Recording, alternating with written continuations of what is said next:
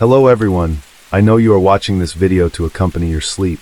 So, if you like this video, don't forget to like, comment, and subscribe. Also don't forget to tell me where you are from, and what time you watched this video. And let's begin. I live in a very small trailer court, and directly next to us is a railway that goes across the whole state and leads to a Wally world if you head down for like 20 minutes. Now, I was a teenager in 8th grade at the time, with no car or transportation other than a bike. The railroad tracks go in a straight line, directly leading to Walmart. So if I were to bike to the Walmart, it takes me about the same time as if I walk straight down the tracks. So more often than not, I would walk, as I was never really a big fan of riding bikes, as I have had back issues since a young age.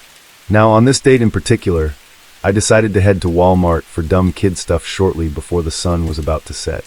Basically, I went to the store and got distracted just looking around, bought some food and drink and some trading cards, but left as the sun was going down. It's about a 20 to 25 minute walk home, and I decided to head down the tracks again. At about a 10-minute mark, it was getting very dark, and I was a generally fearful and anxious child due to my autism. I was scared of the dark until at least about 14 and a half, and would often have nightmares or see things that weren't there in my closet or dark corners, etc. So as it became too dark to see, I was getting extremely nervous and hypervigilant. 5 minutes later, I could have sworn that I was hearing footsteps crunching in the rocks lining these tracks that weren't mine. I stopped a few times to listen, and confirmed that someone was walking towards me from a significant distance away. I couldn't see them at this point because of the darkness and lack of lighting across the tracks. I had no phone or flashlight of any kind either. I started freaking out internally. At first, I didn't know what to do, but as the sound of the footsteps got closer, I decided to call out and let them know that I was coming towards them. I stopped as I did this and said something along the lines of, "Is someone there?" While I know that this might seem silly as an adult, I was used to my brain playing tricks on me in the darkness, and at first I was convinced I was hearing things, and there was no response. At this point, the footsteps were getting closer, but still difficult to distinguish over my own, so I stopped. The footsteps continued for a brief moment, and then they stopped too. I called out again and said, "Hello, is anyone there?" No response again. I was still prepubescent, and I had a child's voice at the time, and I feel like any reasonable adult would have responded and said yes, or yeah, I'm just walking or whatever, as I had genuine noticeable fear in my voice. After I received no response again, I told myself that I was just imagining it, and continued on my journey, at this point being just under 15 minutes from my house. And then I heard them again, footsteps coming closer as soon as I started walking. Fear took over now, and I started yelling and making whooping sounds, thinking that it might be some sort of an animal. I yelled things like, "I know you're there and I have a knife," which was total BS, but I thought that it might encourage this person to respond. But still nothing. A few times as I was speaking, I would hear the footsteps stop again. Finally, about 3 or 5 minutes later, stopping multiple times and hearing these footsteps stop. Sorry, I can't give a super specific time frame. I was in total fight or flight mode, scared out of my mind, so it gets a little hazy from here, but I start seeing this guy materialize out of the darkness. He had on blue jeans, a dark hoodie with a hood completely masking his face from a distance. I was instantly relieved, for whatever reason. Relieved to know that I wasn't crazy maybe, I don't know, and began verbal vomiting to this guy that I was just scared, and I didn't know that he was on the tracks. He again didn't respond though, and this was before mainstream Bluetooth audio and all that, and I didn't see any headphone cables even when I passed him, so it wasn't like he was just ignoring me because he was listening to music or something. But because he didn't respond, I was eyeing him warily as he approached, and we locked eyes at one point, and I will never forget the chill that ran down my spine. He was staring at me coldly and blankly, with a menacing look in his eyes like he was thinking about what to do. He had his hands shoved in his pockets, and as I was passing him, he looked like he was going to pull something out with his right hand. I was a very scrawny kid, and even though I did have back problems, I was pretty quick still. I would just hurt from running for too long, but from then on, going down the tracks, I was at full sprint, and everything from this point on is just genuinely a blur. I know I tripped and fell twice, as well as soaked myself in mud when I tried to get across the small ditch separating the track from the trailer park, but eventually, I got home. I never told my mom, and I never walked on those tracks at night again after that. But the tracks, they're on an elevated hill next to the trailers, and you can either walk a minute in the wrong direction to get on it at the main road that I live on, Or you can cut through this one small spot where some people had put a board down for that exact purpose, to get across the ditch and onto the tracks. The board, it was broken in half and partially submerged, so it was kind of like you had to sort of jump and land on the board with one foot, and then kick off to the other side. The ditch, it's maybe about 3 feet across, so it's not a huge jump, but it always has nasty standing water in it. Once you get on the tracks, there's a super long stretch with absolutely no way off to, other than private property of a factory the railway delivers goods to, which you can get in trouble for trespassing on, obviously. But then there's a junction about 20 minutes down, and another 5 minutes from there, which is where this wall mud is. Due to this, I couldn't just get off the tracks when I ran away. I had to get to the ditch before I would be able to, which all is to say that really, I had to run from this guy because it was nowhere else to go. I recently had an unexplainable experience that I really don't know whether to classify as paranormal, creepy, or just really weird, because it feels like it sort of hits on all of them, I guess. To preface this, I'm a biologist and I'm skeptical of the paranormal and other cryptic notions, but keep an open mind that anything could be possible. But unless there is definitive proof from others or myself of such things, I won't believe such things are reality. With that said, here's what happened. So my colleagues and I were staying at a B&B in a rural part of Louisiana for a business trip, and on my final day there, I decided to explore the property of the owners. The property is a 26-acre plot of land, and the owners are also biologists and have created numerous trails and naturalist exhibits around the property that people will often explore. Something my colleagues and I were trying to do during our trip was to get to the creek that is on the property. It turns out it's far behind the house through dense woods. I would say about 3/4 of a mile behind the house and half a mile through a dense forest. After my coworkers tried and couldn't find the creek due to a number of reasons, fire ant mounds, mosquitoes, and simply not finding it, I thought that I would try and find it to give me something to do. I'm very experienced in the outdoors and bushwhacking is nothing new to me really, and I knew that I would likely find it with enough time and determination. I asked the owners the best way to get to the creek, and they gave me a trail to go on, but said that it would be unlikely for me to get to it because of downed trees from Hurricane Laura, which turned out to be the case in the end. Regardless though, I followed the trail they described, which ends at what I can best describe as an insect observation station. It's a cotton fabric attached to 2 poles and a light on the top, so people can go and see the insects attracted to it. After this station, it's immediately woods with small barbed fences that you hop over to start your journey. Anyway, long story short, I get through the woods and found the creek after traversing down logs and walking through wetlands and bushes, and this is where things got weird. So after I get to the creek, I noticed a storm coming in overhead that I knew it was time to go back. I start my way back, and that was when I heard it. A voice. Very briefly, but I absolutely knew it was somebody talking. I couldn't make out what was said, but I froze and closed my eyes to focus on hearing, but heard nothing. No twig snapping. No voices. Rustling. Nothing. But I knew something wasn't right, and I quickly started making my way back to the point at where I had come in, which was easier said than done in the end. But on my way back, I heard something else. A giggle, and again I stopped, closed my eyes, and didn't hear anything again. I am now over this situation, though, and feeling completely uneasy. I focused on getting back to the insect station. I get back and hop the fence to the trail, and almost immediately, I just got goosebumps all over my entire body, uncontrollably, as if I was freezing. I continued back to the house warily, and luckily didn't hear or see anything, and went back inside and went to sleep. End of story. However, to add to this all, my colleague mentioned earlier when they went back there that they had heard twigs snapping with the weight of a human. They called out to whatever was out there, but they got no response and didn't hear anything else. They too are pretty experienced in the outdoors, but I thought that it could have been a deer, so I didn't give it much thought. But now I don't know about that. I don't know what I experienced, and I don't know if I can say it's paranormal, but I would really appreciate if people could provide insights, because I just don't know what to think of it. This started just like any other afternoon. I had just come home from the gym, and I had just eaten when my friend called me and asked if I wanted to take a ride on my motorcycle. This is something that we do a lot, where we just sort of head out and drive around with good music and good vibes, and since it was really hot and a nice day, it couldn't fit any better really. So I grabbed my helmet, keys, and I headed to him. At first, we drove around a bit and just sort of vibed to some white girl music and lived life in the heat. As I was running low on fuel, We were about to head back when he suddenly pointed out a seemingly normal gravel path leading into the forest. As we had nothing better to do, we started to ascend the trail, which was pretty steep. It was so steep that my friend had to jump off for a bit while I drove up.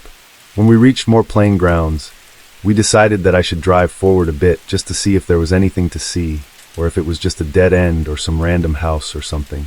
I started to drive ahead a bit. It was first met by a wavy sort of gravelly path for a while, until there on the left side was an opening in the trees revealing a trail which had quite fresh tire marks. I thought that was a bit odd, but thought nothing of it really, and I just continued forward. When suddenly on the trail in front of me, maybe 10 feet away, I saw a man standing by a car. As the road curved, the sight was sort of blocked so he couldn't see me, but I could see out of his shape and some details that he was there. He looked to be in his 30s, I would guess, and wore a black cap and gray zip-up. I at this point started to think that maybe we were on private property.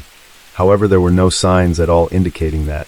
I, however, decided to turn around in any case and head back to my friend so that we could go before the man by the car would manage to drive out after unknowingly not knowing that we were there and maybe spot us on the way out. I drove back to my friend, who was a little bit tired having to walk up with his helmet on, and I told him about the guy that was further up the road.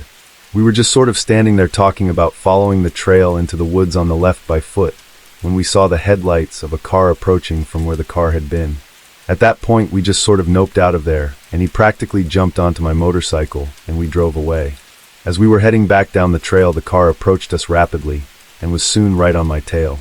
We both felt that it was time to go, and I pulled out onto the main road just to have the car copy our turn. I saw a smaller road that I had taken before that led to a bicycle path, which I took us down on. As we looked back, we could see the car come to a complete stop on the road before slowly driving away. I know that this incident by itself may not be that disturbing, and it really isn't, I guess, and was just a bit of fun, I suppose. But the disturbing part of it is that we wanted to see the end of the road without having to go back again. So we looked it up on Google Earth, and what we found there is the really disturbing part. We found the road, but when we looked at the pictures, which must have been old, because of the photos, there were like multiple houses on the side of the road, and which looked to be in really good shape with newly mowed grass and a caravan parked next to it, and all that.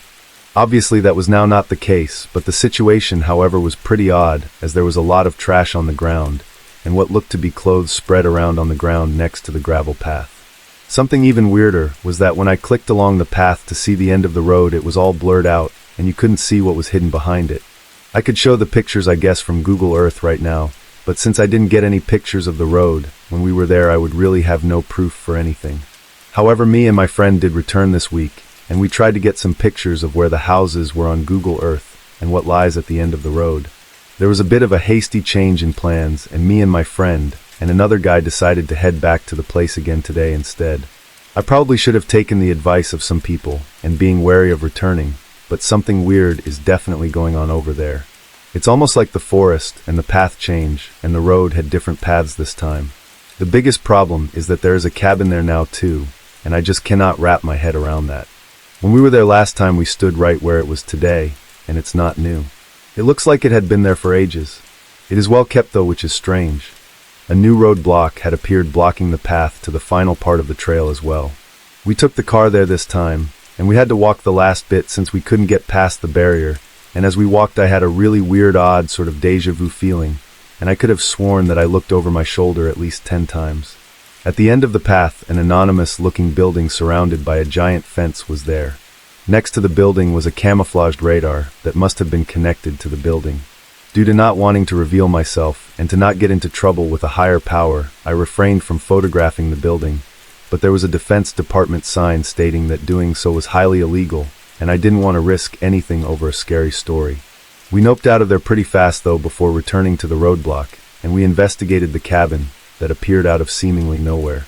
My friend went forward and looked in through the window as I had an eerie feeling about the whole thing. He looked for a second, and then he took off running. I obviously followed suit, and he just said to get into the car quickly. As we drove off, he explained that the inside looked fake and too fixed, and that he also saw a cup of coffee sitting on a table. He said that something was really off about it, and that it sort of looked staged was his words. In any case, we took off in the car, and we headed out onto the main road again, but I'm in all right now, and I don't know if I want to return, or if I should stay away from there. We also investigated a bit around the house and found a couple of footprints from a boot and some other things, and like I said, I'm just torn right now. So does anyone have an explanation for what this could be, or is it just something weird happening? If you have any theories as to what this all could be, then I would genuinely love to know. Also, this is going to sound a bit like a rant, and it very much is, but I'm sitting here now and don't know where to go with this. So I look close at Google Earth images, and there's a whole house, and its lawn has been wiped off of the radar. The house we found was one of 3, all in similarity to the one that we found, and everything just seems wrong about this place. I get a bit agitated and panicked when I look at the map because it's just so wrong, and it just doesn't look right. Everything is different, and I think I need to go back to find the other houses, and this time I'm determined to get some pictures. This story is from my childhood, and look, I know that this is a strange one, but I'm just wondering if anyone has heard of anything like this before. So when I was 16, me and my friend, we went out to a park one day. It was a cold, snowy day, so we did what any rational teen would do and ventured under into a sewer pipe where it was nice and warm. We walked a ways into this pipe. It was quite notorious for my friend group. Did a little bit of graffiti in one of the grates where light shone through, then walked back to sit at the entrance together and talk. It was around this time that we heard a grating of metal against concrete. You would naturally assume at this point that it's a man being very, very slowly dragged across the street and open for somebody else to come in. We heard this, mentioned it, and for the most part ignored it. The sounds, they continued though, like metal against concrete. Eventually I catch something out of my peripheral. My friend is already focused on that direction too, and when I look I first see the water in the pipe splashing. I'm curious because it's the dead of winter. Why would they move it like that? Violently and up is what I mean. When I focus my eyes, that was when I see a hand and an arm bleached as white as paper moving back and forth, splashing the water up and down. This was the water where we just were, where we graffitied, and now a being was there, supposedly, just out of nowhere, whiter than any human I'd ever seen, anorexic and hidden by a shadow. I ask if he sees, and he says yes, he sees a bleached white arm splashing the water where we were. And that was all it took for me to zip the heck out of there quickly. He followed in tow not soon after. Outside the pipe, he hesitates though and wonders if we should go back in because he hasn't seen something like that before and wonders what it was. I refuse though, and we eventually just continued with our day. Later in the week I attempted to rationalize everything. Maybe all that hubbub about metal against concrete was the garbage man or the mailman, and our eyes were just playing tricks on us. My parents eventually informed me that they don't come out on Sundays though. They would not have been in the neighborhood. I tell this story to other friends in town, and they recount seeing a creature of the same make, bleached white, anorexic limbs with circumstances beyond anything normal, including flashes of light and screams in the forest nearby, etc. Sometimes I wonder, what did I see that day? Should we have gone back, and if we did, what would we have seen? If anyone has any intel or some sort of lore or anything, then I would love to hear it. Anything similar I would genuinely love to know. Honestly though, I've sort of come to terms with the fact that I probably will just never know. I, a 41-year-old female, live in Montana, and a few years ago I was forced to relocate after my landlord decided to rent to her son. The community that I had lived in for 11.5 years has become incredibly expensive, $787,000 median home price. Unfortunately, I was forced to relocate to another city, and because of the unexpected move and associated costs, I moved in with a roommate. My roommate left eventually to pursue a better job prospect about 3 months after I had moved in. Our unit was a triplex, so there were 2 gentlemen that inhabited the units. I was never added to the lease as the property manager required a full deposit, and I was just not in a financially healthy spot at the time. I remained in the unit for 1.5 years on my own, paying the rent and the utilities. Eventually, I became very good friends with the man in the unit closest to mine. His name was Devin, 52 and male. Devin was a disabled veteran in recovery, and I also am a soft spot in my heart. We shared meals, hung out and discussed all of life's mysteries and would look out for one another. Devin had gone to treatment for 6 weeks, and I had watched his cat while he was gone too. Our friendship developed over the course of 1.5 years. Devin had expressed romantic interest. However, right from the beginning, I clearly informed Devin that I didn't share those feelings, and we would never be more than just good friends. Devin seemed to be lonely, which made sense. However, I'm a person who requires alone time to recharge my batteries. I set strict boundaries for Devin, as he wanted to hang out all the time. I would catch him walking through the front yard multiple times a day to get the mail, which I believed was to see if I was outside so that he could stop the chat.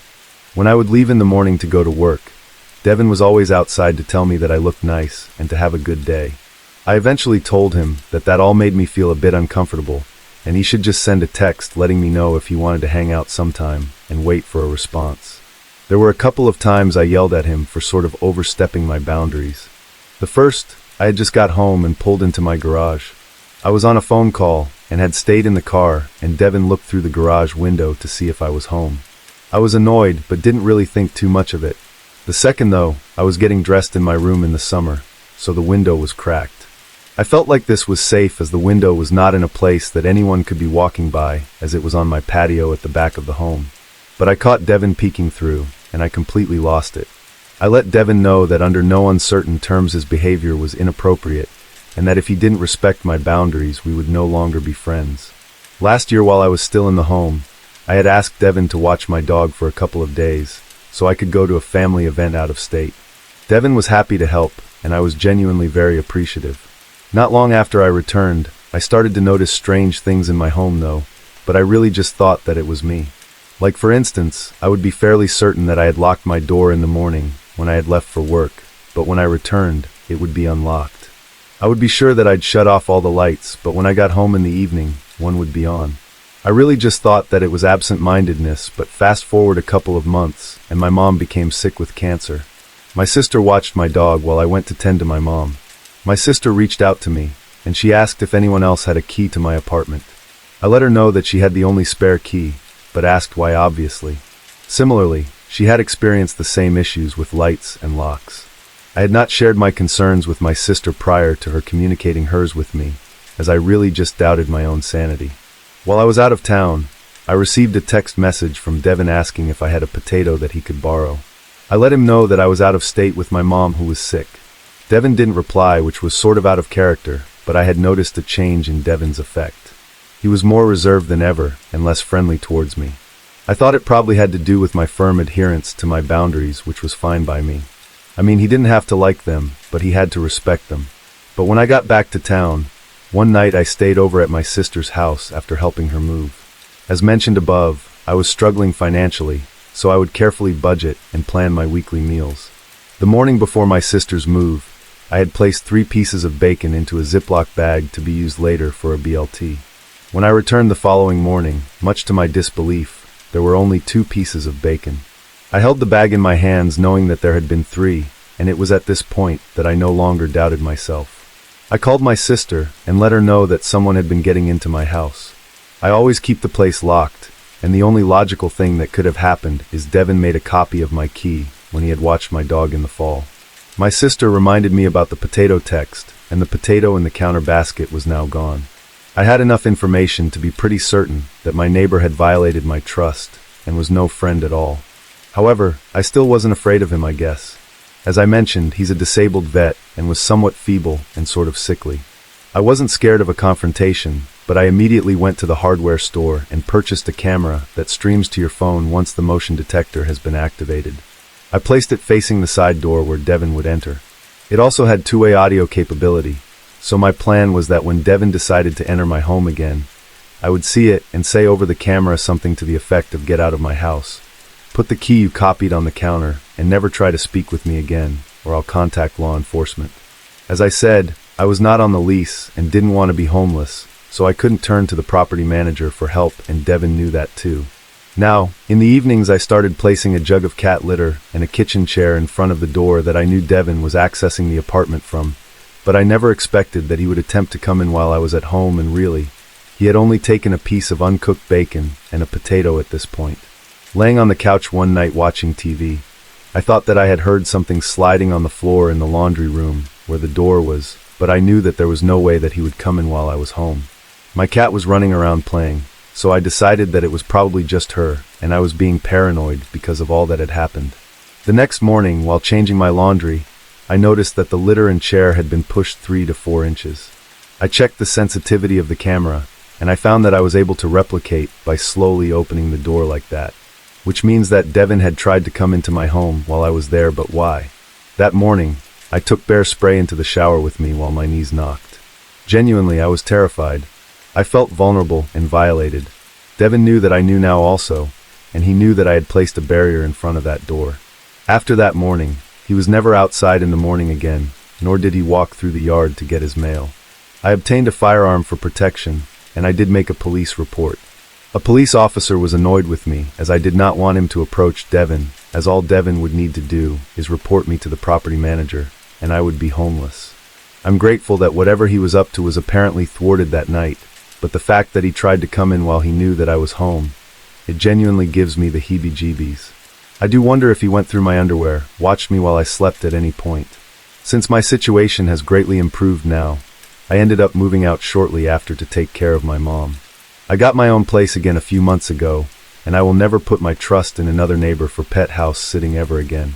It still blows my mind that I had some guy stealing from me, and likely stalking me too. I guess this story just solidifies that one should always trust their gut. There were so many times that a red flag was screaming at me, and I just thought that I was crazy and stupidly ignored it. Today I was listening to some scary stories, and it made me remember this event. At the time of this story, I was 14, and as well as being younger, I had developed crippling anxiety and depression. All I say is that I was and still am very vigilant about my surroundings. On this day, I had planned to stay the night at a friend's house.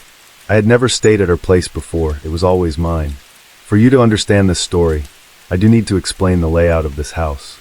It was located on a sloped hill, and when you drove down a steep road, the first part of the house you would see was big and expansive. Honestly, it looked a bit like an old mansion. If you continue driving down, you would be met with two semi-separated buildings. Both were small and pretty run down.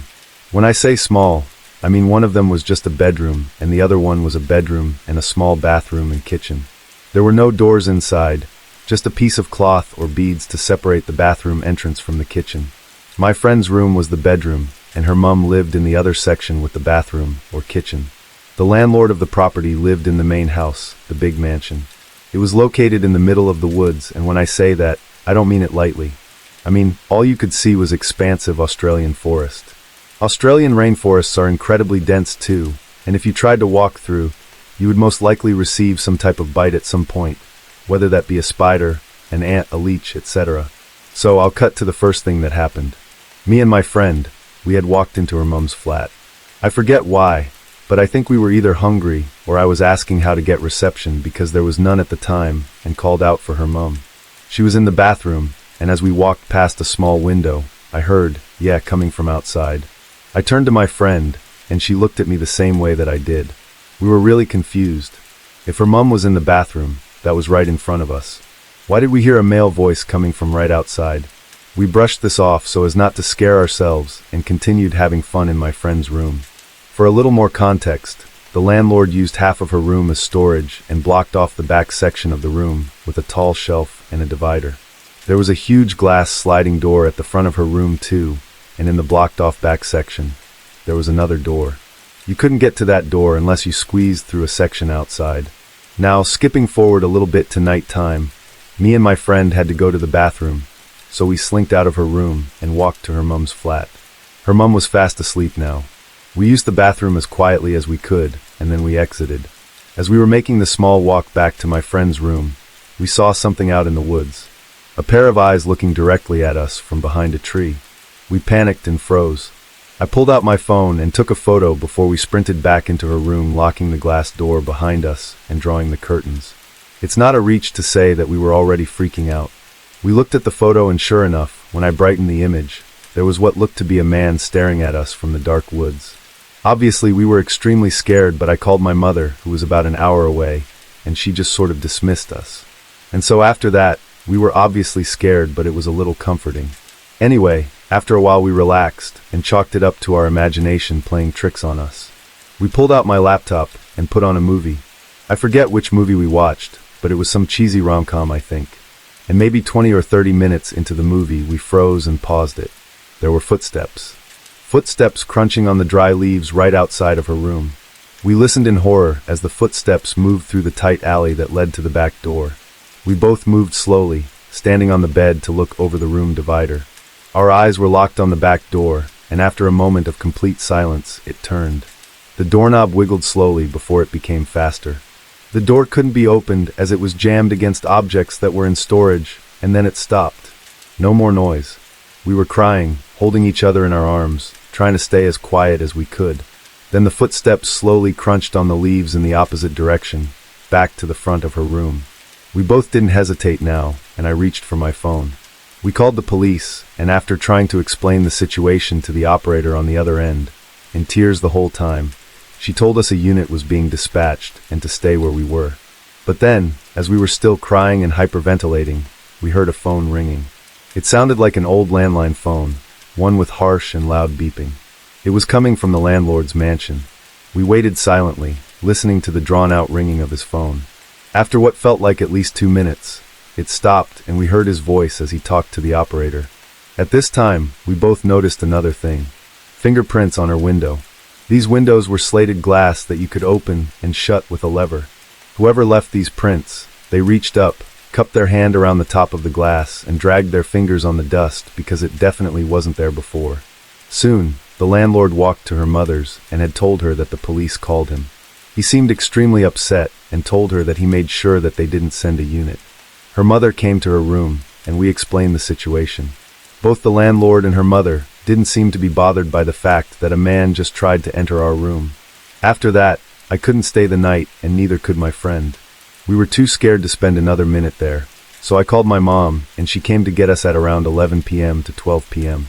We dropped my friend back the next day, and when we got there, her mother told us something that I don't think I can pass up as coincidence. You see, the night that it happened, it was raining and there was a pretty strong wind, but nothing strong enough to do this. Next to her mother's unit, she had a pole that held beads and lights and all that. During the night, right after me and her were picked up, it had been knocked down. Keep in mind, this pole was literally embedded into the cement and tied to other items with zip ties as well. So like I said, there was no way that could have been the wind. I mean, that pole was pretty darn sturdy. I am still unsure of an explanation to all of this. I mean, it may have been her landlord, right? I'm not too sure about that. It also could have been just a random man. Either way, I'm absolutely certain that there was somebody out there that night. I'm a 25-year-old person renting a 4-bedroom house. One of my roommates is my boyfriend, and the other is my best friend of 10 years. Her name is Tracy. We've been looking for a new roommate, and because of the way that this situation turned out, we have determined that I am no longer allowed to be in charge of looking for roommates because I am not judgmental enough, and I am known to just ignore red flags. I'll start from the beginning though, which is the house showing. So, our new prospective roommate showed up for the house showing and introduced himself. He definitely seemed strange at first, but I wrote it off as him just sort of being eccentric. The main red flag was that at some point, he randomly said something to the effect of, "And I will not bring meth into your house because I'm not on meth. I hate drugs, and I see them as a scourge on this entire country." I didn't ask, so I was immediately weirded out, but my boyfriend and the roommate who was moving out also met the guy, and they both thought that apart from that, he seemed pretty normal. He didn't look like a stereotypical meth head by any means. His skin was clear, and he was kind of chubby. We thought that maybe he thought I was a meth head, because I look a little bit scary. I have green hair, a 1G septum, and 6 facial piercings. In addition, my roommate who was moving out turned out to be hiding a cat, which made the house stink like cat wee, which I've been told is what meth smells like. Also, the town that this was coming from is known for meth and crack, and he seemed to be explicitly trying to get away from that town. So I thought that maybe he was afraid of ending up in a situation where he was living with drug addicts and was trying to suss us out that way. And so, giving him the benefit of the doubt was my first mistake. Me and Tracy, we were both sort of wigged out about the entire thing, but we were kind of desperate for a roommate, and all of the other people responding to my listing either were not great fits or were even sketchier than this guy. So in the end, we let him move in. Skip to the move-in date. He brings an old man to help move his stuff.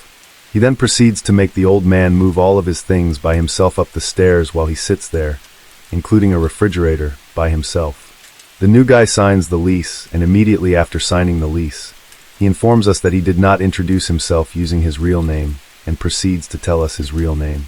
This man was not transgender, so the only reason that I can think of as for why he initially gave us a fake name is probably so that he could avoid having us run a background check. After this, I had to go to work though. Throughout my shift though, Tracy sends me a message that the guy is weird, but her responses are sort of vague, and I didn't find out what happened until I got home. But here's what she told me. So the new guy, he goes to the bar after signing the lease, and comes back after being kicked out before 9 p.m.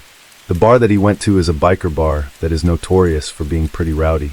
Honestly, it's pretty hard to get kicked out of there too. I mean, you pretty much have to be doing something pretty heinous, or you have to have been like creeping on a woman there in order to get kicked out. In any case, when he comes back, he is completely drunk. The man there must have been intimidated by me, is what he said. Sounds to me more like he was creeping. Before this, I had told the new guy that our landlord is coming up the next day to fix some house.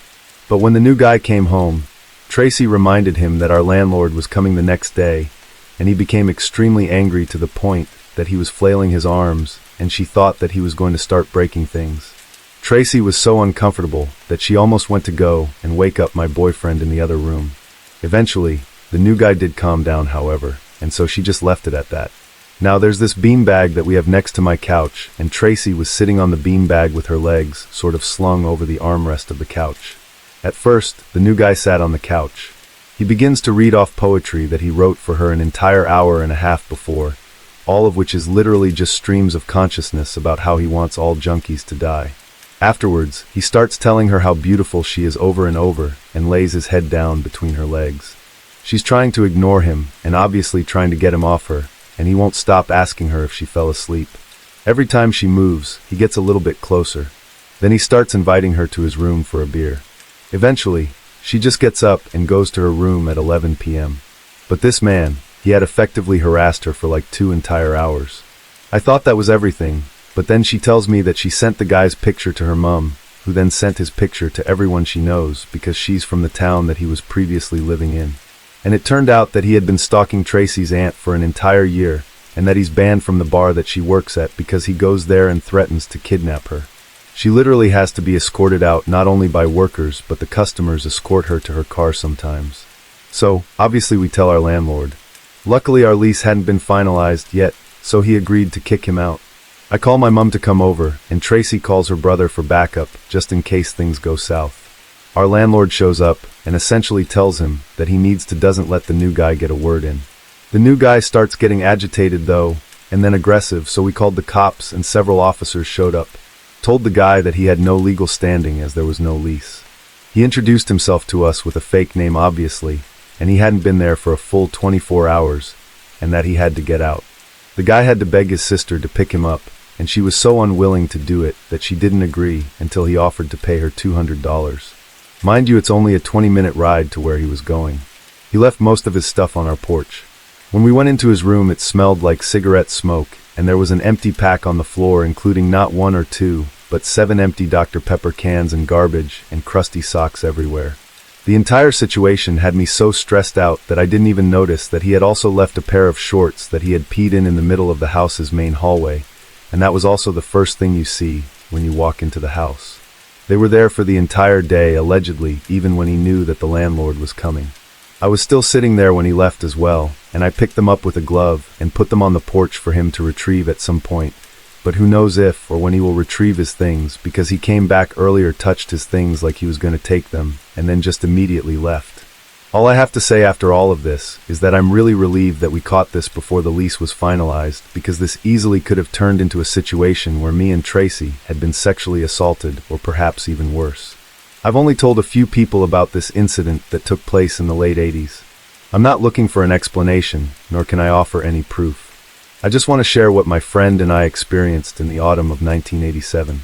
So I grew up in one of the northernmost states in New England, about 2 hours away from the White Mountains and 45 minutes from our state's meager coastline in a small working-class city. General Electric and a tannery were 2 of the largest employers. I think it was early October. The leaves started to change, but still on the trees, local fairs underway, and cool enough to rock my HS varsity jacket. I worked full-time and was saving up for my first car, a 76 two-door Chevy Nova festooned with a Pink Floyd tapestry to cover the huge tear in the back seat. My friend Joe and I worked in the same restaurant, and an older cook would buy us hard-earned libations and give us a ride home.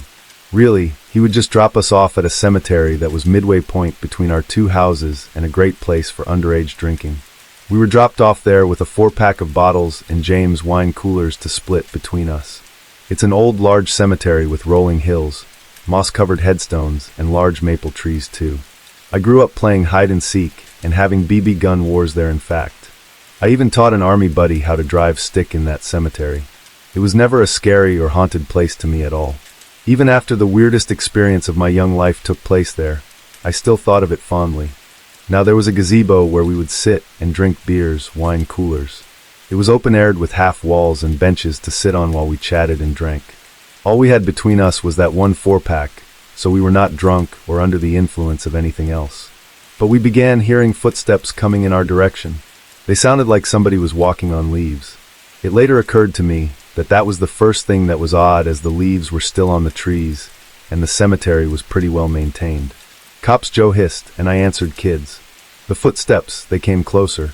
We couched below the half wall facing each other, the smiles on our faces growing more and more nervous until they disappeared altogether. The footsteps came in a measured pace. No other sound accompanied them, no jingling of keys, no fabric brushing against each other, and there was also no beam of a flashlight flitting about. The footsteps kept coming though. I could see my mounting fear echoed in Joe's face, but before we crouched down we tried to see who was walking toward us, and we really couldn't. But that was to be expected, to be honest. It was a moonless night with little ambient light available. With our eyes wide and mouths agape, the footsteps came all the way up to the other side of that half wall and stopped. Joe visibly sagged, and I began to shake as neither one of us had the courage to look up at what had to be surely someone peering down at us. The footsteps then began to recede, and we popped up immediately to see who it was, and when we did there was nobody there. Literally nobody. I mean, we could hear or sort of see where the footsteps were coming from, but there just wasn't anybody making them. It was dark, but it wasn't pitch black, and we surely would have seen someone there. We definitely would have at least seen the silhouette of a person out there. Tucking behind tombstones, we followed the steps a little ways down the hill until they stopped, and at that we took that as our cue to leave, and we both sprinted home. The next day at school we allowed that it was weird, and well, that was that. We didn't tell anyone, and we just sort of went on with our lives. Like I said, we weren't drunk or stoned. Neither of us have been diagnosed with schizophrenia, and being outside like that, I seriously doubt it was a carbon monoxide problem. Really, I just have no explanation for this, and I don't expect anyone else to either. The 80s were a magical time, and I guess some days they just contained a little more magic than others. When I was in primary school, we used to go on school trips to a place called Marchand's Hill in Surrey, UK. Marchand's Hill is an adventure center that mainly caters to schools. They have activities like climbing, orienteering, canoeing, etc., and they had dorms to stay in as well. We usually went for like 4 or 5 days. The place sits on 45 acres of land, and there's really no reason to be there other than the above. I believe they also have a part for adults for team building trips and stuff like that, but they're certainly not together, so we'd only ever see employees or sometimes kids from a different school while there. Now, one evening, we were camping out for the night. A Marchand's Hill employee led us to the camping area at about 7 p.m., helped show us all how to set up our tents and start a fire, and then left for the night, leaving us in the care of 2 of our teachers from school. We had a fire going, and we're all sitting around it on logs that were placed around the fire area. We were singing songs and talking, and just being kids as it got darker. After a while, a couple of us heard the sound of somebody approaching, but I didn't think too much of it, probably just an employee checking in. Suddenly, though, this guy appears out of the darkness and loudly says, "You shouldn't be here." Everyone whips their head around to see who it was, and this guy was just sort of standing there. He's a big guy, looked homeless in that he had a big scraggly beard and hair, but he's wearing a suit with Wellington boots and is holding a plastic bag. One of our teachers says to the guy, "It's okay, we're booked in for a few days. We're from this school." The guy looks around for a few seconds like he's checking behind himself, and then repeats, "You shouldn't be here," but louder. The male teacher that was with us jumps up and positions himself between the guy and us kids very quickly, and repeats that we are supposed to be here, and asks the man who he is, while at the same time grabbing him by the arm to sort of lead him away. The strange guy pulls his arm away aggressively, then walks off real quickly without saying another word though. A bit later, all of the kids are in their tents, 2 to attend. The teachers are still sat outside, probably enjoying some child-free time, when we hear some shouting, and it sounded to me like "Go, go, get out." A few of us opened our tents, and I could just about see the same guy standing there in the darkness. Our teacher is already right by the guy at that point and shouts at him to leave, but the guy is just sort of looking at him, so the teacher starts to gently push him back away from us, and is saying something to the guy while doing so. They disappear into the darkness of the surrounding area for maybe 30 seconds, then my teacher comes back, and with a look of urgency, says we're going back to the dorms right now. No idea what was said, but my teacher's whole demeanor had changed suddenly. We all leave our tents pitched, and we walk the 10 minutes or so back to the dorms by torchlight. Once we're in the dorm, the teachers go off to speak to an employee, and about 15 minutes later, we see a police car pull up by the reception area, and the police talk to my teacher. That guy had absolutely no reason to be on that 45 acres of land. Looking back, he probably had mental health issues, but man did he scare us, and thinking back on it all, it still makes me feel a little bit uneasy. This happened a few years ago, so some details may not be the clearest in my head, but I'll try to recall this event in its fullest form. So first let me set up the layout of where it happened. My upstairs hallway has 5 rooms connected to it. In order from the stairs, it goes my sister's room, the bathroom, the office, master bedroom, and then my room at the very end. The stairs lead down to the kitchen and share a wall with a bathroom, so you can hear anyone on the stairs quite easily. In addition to this, it's not a new house, so you can hear pretty much everything because thin walls, loud floors and doors and all that. Now what happened one night was that I had woken up at around midnight or 1 a.m. because I needed to go to the bathroom at some point, but with the standard amount of grumbling, because I didn't want to leave the warmth of my bed, I got up and walked down the hallway to the bathroom. Everything was perfectly normal until I went to go and wash my hands. A sound on the stairs made me pause because it didn't sound like one of the cats, but they're fat and old and have a very distinct way of going up and down the stairs. I listened though as quick light footsteps ran up the stairs and around the corner to come down the hallway. They ran up and down the hallway twice before stopping in front of the bathroom door, which I couldn't have been more than 3 feet away from. They breathed loudly in and out a few times, then they ran back down the hall and down the steps into the kitchen, where they stopped making noise. I would have been able to hear them if they continued. I was rightly freaked out because the sounds that I had heard were very clearly made from a little kid, of which there were none in my house. The footsteps were too close together light and way too quick to be anyone in the house messing with me. In order to move that fast, anyone who lived there would have had to have made at least twice as much noise, and the only one capable of running as fast as what I'd heard would have been my sister, but again, she couldn't have done it that quietly. I ended up waiting for about 2 hours in that bathroom before finally coming back out and booking it to my room. Any perpetrators would have been heard if they had tried to return to their room, or if they were anywhere awake, because our house is very quiet at night, but I heard nothing after that night. No footsteps, no breathing, no activity. The next morning, too, I asked each of my family members individually and separately, so they couldn't talk to each other between my interrogations, if they had gotten up at all last night, or if they had heard anything last night too. None of them are good liars, and I know when they're telling the truth, so when they all said that they slept through the night genuinely, I believed them. So we moved into this house 5.5 years ago. I'd never experienced anything paranormal before. Honestly, I was a hardcore skeptic. It was around 18 months later that I began to experience disturbing paranormal events I cannot explain no matter how much science I read. Note 2. I do not have a history of hallucinations or schizophrenia or anything. I wasn't smoking weed at the time, nor on any other drugs. I was also in my mid-20s at the time. The first incident was on a November night at about 10:50 p.m. Almost all events happened between 10:51 to 2 a.m., but primarily between 11 to 1. For some context, I'd spent the last hour playing Among Us and studying from a Spanish textbook. I would listen to relaxing jazz sometimes and drink some Jack Daniels. I wasn't drunk by any means, but I went to pee. My mind was focused on how clever, funny the games were, and how I couldn't wait to get back to what I was doing. And when I pulled my trousers up, a noise caught my attention. It was an Alberta Bissam shampoo bottle about 1/3, or just under full between the taps on the sink. It is a standard British porcelain sink close to the toilet, but to touch the bottle, I would need to extend my arm, bending my elbow, and that night there was no one nowhere near close enough for contact. But the bottle, it rocked far to the left, to the right unnaturally, and repeated this motion about 5 times before it came to a standstill in its original position. It wasn't a small wobble by any means, too. It was a slow, intentional rock side to side. The bottle should not have been able to rock so far for either side either without falling over. But my bathroom is tiny. I couldn't touch the bottle, let alone cause it to rock the way that it did. The window was closed, so there was no breeze and anybody else in the room. I tried to replicate it another time by blowing hard on the bottle, flapping my arms and holding myself in the same position as when it happened. but I couldn't touch or move the bottle at all. Even with the generous leeway, I couldn't touch that bottle, and in short, it wasn't me, and genuinely it ruined my night, because this incident absolutely terrified me. A couple of days later, I was in the same bathroom washing my hands at about the same time at night, when I experienced a sudden and intense sensation that something sinister was behind me and staring at me. I looked up at the mirror and couldn't see anything behind me, but I just felt like something was there. I was too afraid to move.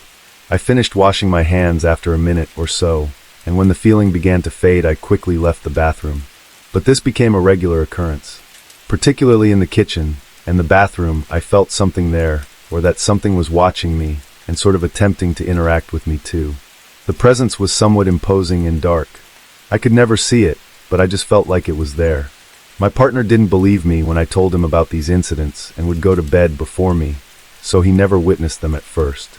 I believed this presence was a man, and for a while thought that it might have been the deceased elderly man who used to live here. He was placed in a care home aged 95 and was known as a nasty, horrible old man.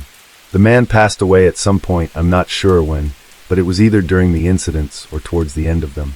Additionally, we had a living room carpet, and as these incidents increased in frequency, I began to hear something plucking at the carpet in the corner by the door. When I moved the curtain, there was nothing ever there, and the noise always stopped, but this is where my partner comes in because he stayed up later occasionally, and he heard the noise too. Mind you, I didn't prompt him, I heard it, and remained quiet until he picked up on it, and I told him that that was the noise that I was hearing. He went to investigate, and he couldn't see anything, and this is what made him suspicious too. Now we have a rabbit, but we checked on him. He was in his cage eating in the next room while the noises happened, and unless he could pluck the carpet before our eyes while invisible and teleport back into his cage, then it definitely wasn't him. Since then I lifted the floor to see if anything could have plucked the carpet from beneath the floorboards, but the floorboards are locked tight, and honestly it would have been impossible to touch the underside of the carpet or underlay or whatever. This may be my manifesting fear too, but I also began to have horrible dreams about an old man with beady shiny black eyes, a partially bald head, and white hair in a forest. I recognized the layout from a forest far away in my hometown that I used to ride a horse in. These dreams were disturbing to say the least, and the men were not like ordinary people. I felt they were trying to toy with me before they killed me, and one night I woke up to feel someone standing over me. Another I woke up and briefly glimpsed black writing all over the wall on the landing, and when I blinked it vanished. I was honestly terrified and often felt something on the landing or in the room too. I had no history of sleep paralysis. Before moving to this house, my partner told me that he believed that whatever it was enjoyed scaring me and was feeding on my fear. I tried after this to not to be afraid and to confront it, which honestly worked to some degree in the end. One of the worst incidents was when I knew the man was there. I felt him standing about 2 feet away from my computer chair. He liked to stand over me and sometimes breathe on me while I was gaming. I was playing World of Warcraft. I remember exactly what I was doing. I knew that he was trying to get my attention, and so I ignored him. I forced myself to calm down, then he moved closer, and I heard a huff as though someone breathed heavily through their mouth only inches from my ear. I took my headset off and looked around, but the presence had disappeared, probably into the kitchen. I felt like he wanted me to follow him, so I did. My attention was guided out of the window as though he was leading me there. I went to the window and looked out, and I swear to you that I saw a shape out there that looked like an adult male of about 6 feet, wearing a gray hoodie and gloves, standing near my back fence as though he had just climbed over. Could I have been mistaken? Yes, for sure, but I tried to run from the window and ended up in a freeze mode by the kitchen door, because for some reason I just couldn't move. I tried so hard to get away, because I thought this man was going to break into my house and attack me or something. I don't know where the man was, but after about 2 minutes I finally made it into the living room. 2 more, and I went back to check the man, and the real man were both gone. A strange part of me believed, though, that the man chased the real figure off. In fact, I felt as though he had tried to save me that night, and I guess I became more sympathetic to him. There was another incident, though, which could be explained otherwise, but my partner wasn't convinced. We had a small children's desk with 2 wooden chairs behind us. We stacked the chairs on table while our daughter was upstairs. While we were on the computers, the chairs just suddenly came crashing to the floor. Mind you, they were not precariously stacked or anything. The doors were open, and there was a bit of a breeze, but there's just no way the wind would have been able to knock over the small wooden chairs to the floor like that. This also happened in broad daylight in the late afternoon. Now over time this all began to fade. I feared the man less. I often felt his presence in the kitchen, standing far too close to me. One time I even felt a sudden icy blow down the left side of my neck. Our house is cold and drafty, so although I convinced myself that it was him, it could have been something else, I admit. My nightmares, though, they began to disappear. I would hear him sometimes walking upstairs, and I sensed him go into my daughter's bedroom just to look at her. He never did anything in there, but my partner also experienced something going on in the house on several occasions, but he is still somewhat of a skeptic. Eventually, though, everything just stopped one day, but after the man disappeared, we had issues with like animal footsteps on the stairs, a scurrying. It was weird and creepy. It sort of sounded like a cat running up and down, I guess. The first time it happened, we couldn't see anything. The plucking noise continued, and it was around this time our house rabbit, for some reason, jumped out of his cage, and we had at least 2 to 3 incidences where he bolted up the stairs and went into our bedroom. He was running about, and this was really abnormal for him. Of course, we blamed him and locked his cage tightly, so he couldn't escape, but the noise continued. My ex was also woken by the noise one night and investigated them, only to find the rabbit in his cage and the noises continuing. The noises and the incidences have stopped for quite some time now, thankfully. The house now feels at peace, but honestly, that was a deeply terrifying event that actually ruined my life and made me feel really unsafe in my own home at night. I'm still not completely sure what it was all about or what it all was, but that's why I'm here. What do you think that it could have been? This is the weirdest thing that has ever happened to me. So a couple of years back, I matched with a girl on Tinder from the same city. She offered that I could come over and watch a movie at her place. Everything was going pretty well until she put on the movie. It was weird. It was like I couldn't focus on the movie because it was in black and white. Who would put on a movie in black and white, right? And anyway, all I could do was think about how I was going to get her upstairs to her room so that could hook up. I'm a terrible person, I know, but in any case, we were sitting on what I call an L couch in her living room where we were watching this movie. The edge of the couch where I was sitting was in the corner of the room. Hard to explain, but basically where I was sitting was the corner of the room with only walls behind me. I was being quite patient and didn't push her too much, but there came a point where I had had enough and was about to ask her if we can go upstairs, but before I could even move my lips, someone or something yelled in my ear to get out. Genuinely, it sounded like a male and extremely sort of demonic. Before anyone questions my sanity too, or if I was under the influence, or anything, both are out of the question. I've never had this happen to me, and I could feel the vibration on my eardrum from the voice, as if somebody had cupped their hands and yelled in your ear. Anyway, naturally, when this happened, I got up and questioned everything. Did you hear that? Is there anyone else in the house? She claimed that she didn't hear anything and sort of smiled at me and played it off that I was just nervous.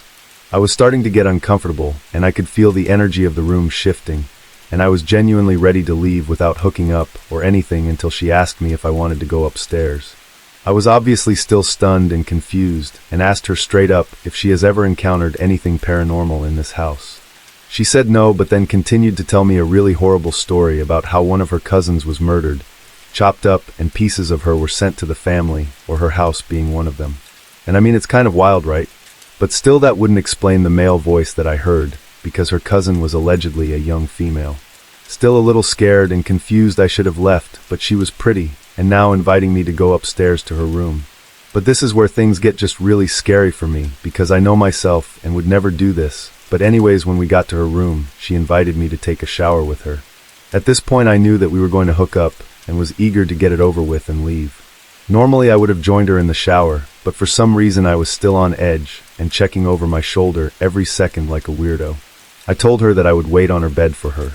Now I remember sitting on her bed and just sort of looking around the room, but the next thing that I know is that it's morning, which means that apparently I passed out on the bed before she even got back into the room. Obviously, that is very odd. I was waiting to hook up and leave, no intentions of sleeping over at all, and no drugs or alcohol involved whatsoever. I couldn't remember how I fell asleep, which to me is just incredible. When I woke up in the morning, she also acted like nothing had happened. She said that I was sleeping like a baby, and she didn't want to wake me up. I don't know, I feel like whatever was there that night was protecting her, or didn't want me to have sex with her. It was so weird, and I would like to hear anyone's thoughts on what this could have been. This is the only time that something like this has ever happened to me, and like I said, I get it. It's a weird one. This happened in India in the mid-90s. I was staying in an average mid-budget hotel in Goa, India. I went out for the night, bumped into a couple of lads from Birmingham earlier in the night, and went back to my hotel about midnight. Now, next to my hotel was a small lean-to type food shack, for want of a better description. I called in for a last drink before bed, and I was surprised to see the two Birmingham chaps from earlier. "What brought you here?" I asked. "The taxi driver recommended it to us," they said. Anyway, there was only the three of us in there, and suddenly I was aware of another person on a table sat by himself who I hadn't seen come in. I introduced myself and asked him what his name was. "They call me the doctor," he replied. "Oh man, we've got some dodgy fantasist," I thought. "Go on then, indulge me." "Why do they call you the doctor?" I asked. "Because I sort people out from bad trips," is what he said. Me being puzzled and looking around couldn't see any beneficiary of his so-called special skills, so I asked him who he was sorting. He gestured at the waiter, a Jamaican man who had served us, and seemed pretty normal and healthy to me really. So I thought that he was just some Walter Mitty sort of type character. But it didn't matter to me as I was off to bed in a minute anyway. He then rolls a joint in front of me and invites me and the two Birmingham guys to take some. I think I've only tried once or twice in my life, so I decline. He's pretty persistent though, so I think, what the heck, what harm can 2 or 3 drawers do to me anyway? I take about 3 drawers along with the two Birmingham lads who by this time are all sitting at the same table. And within about 60 seconds my brain has gone to complete mush and my eyes are spinning like saucers. My last abiding memory in the restaurant is this guy looking into my eyes, wagging his index finger at me and saying, "That's why they call me the doctor." My mind is absolutely gone. I don't know if I'm or the other 2 guys are being set up to be robbed or worse, and I realize that I've only got seconds to act. "I just gotta go for a pee," I managed to utter out before staggering out of the place, my legs like Bambi on ice, and stumbling into my hotel, just yards away. That night I lay awake from midnight until 6 a.m., completely hallucinating.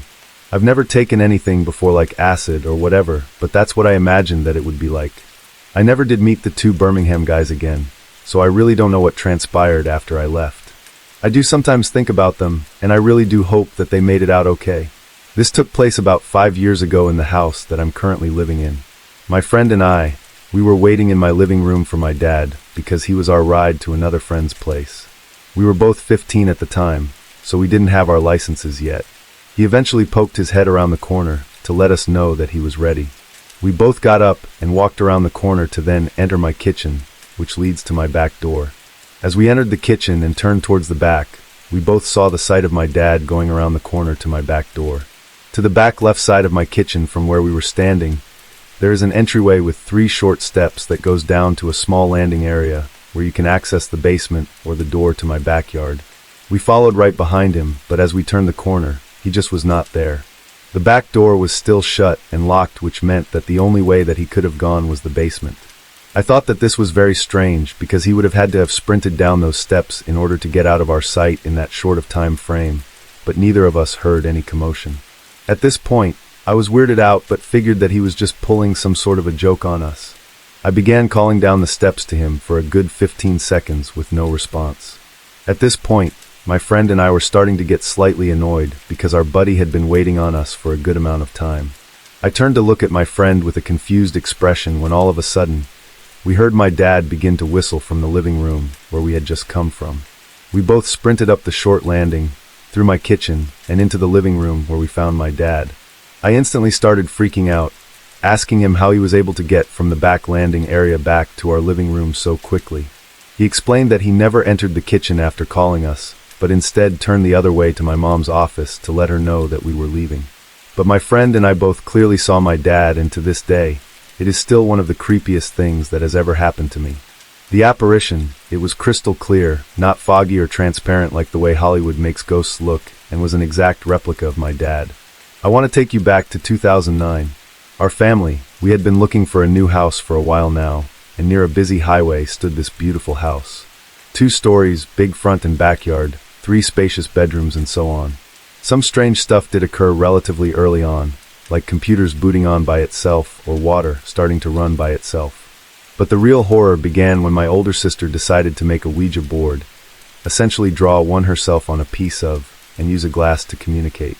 My younger sister got scared when she found out what was happening and kicked the Ouija paperboard away.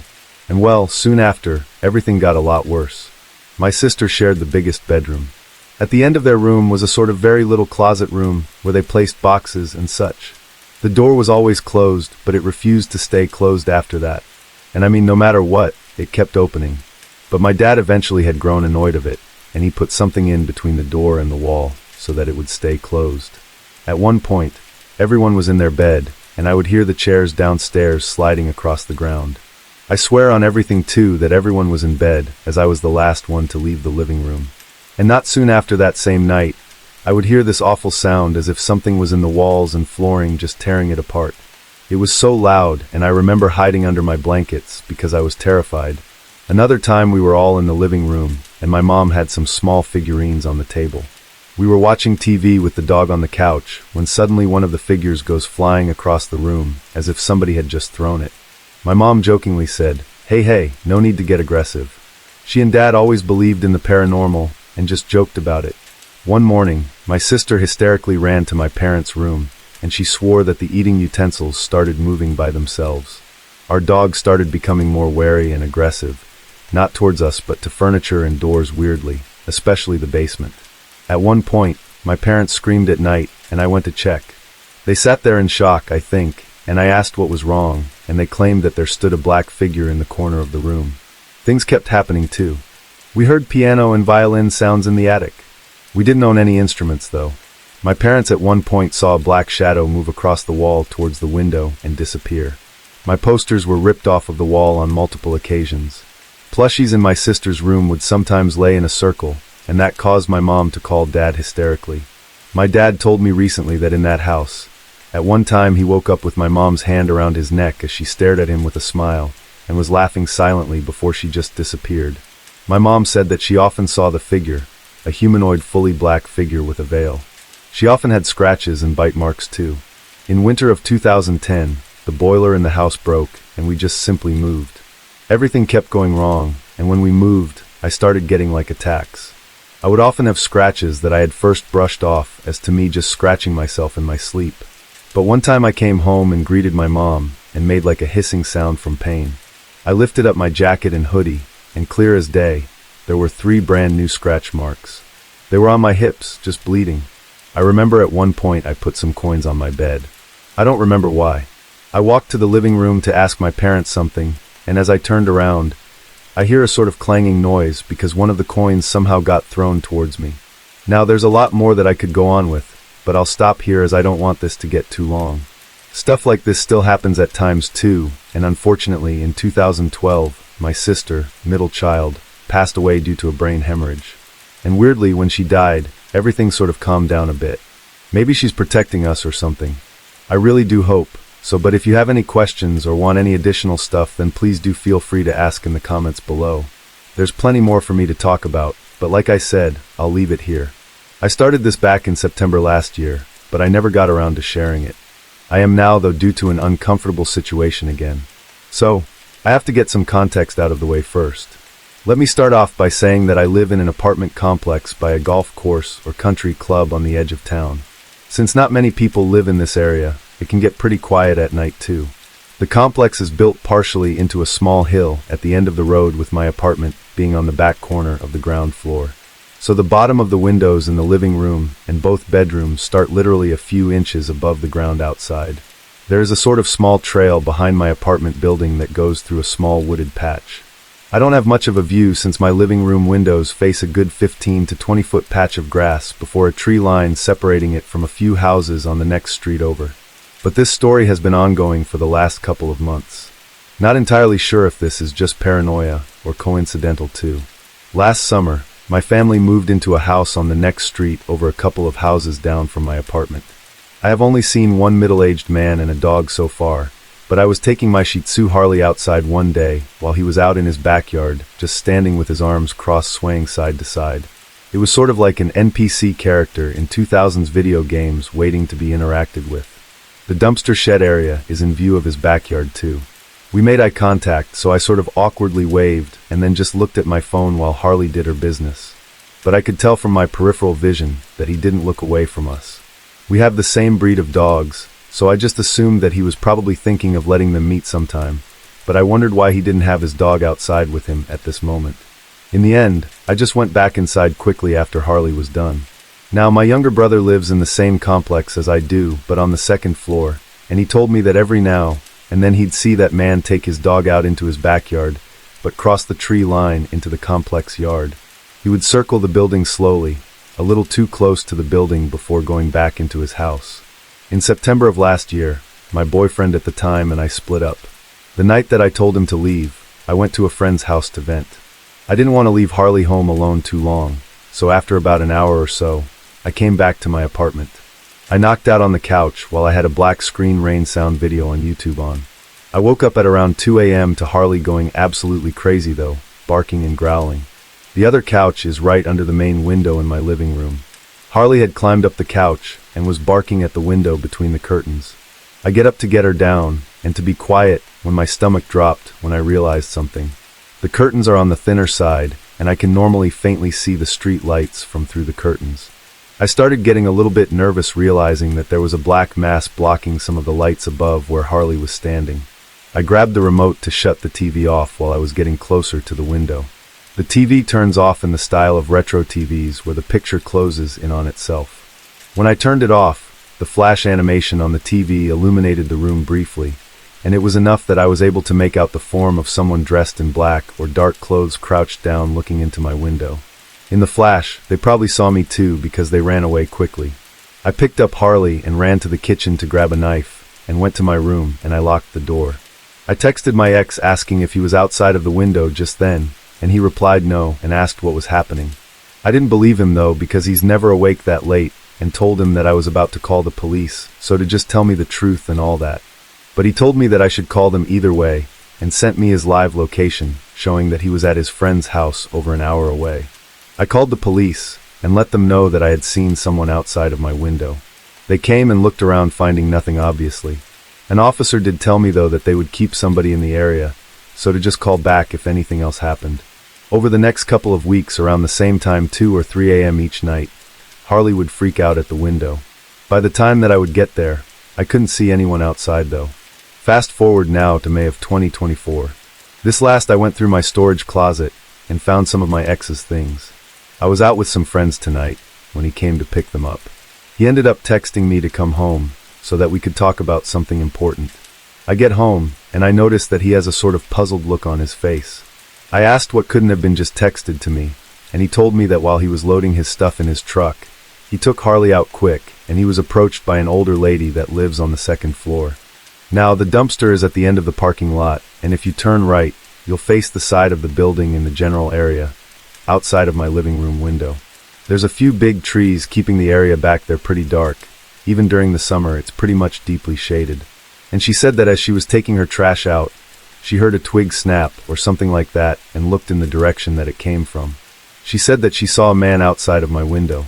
Not just walking around, he was up close peering into my living room, one hand up on the window trying to block the light so that he could see, and his phone in the other hand pointing inside of my apartment.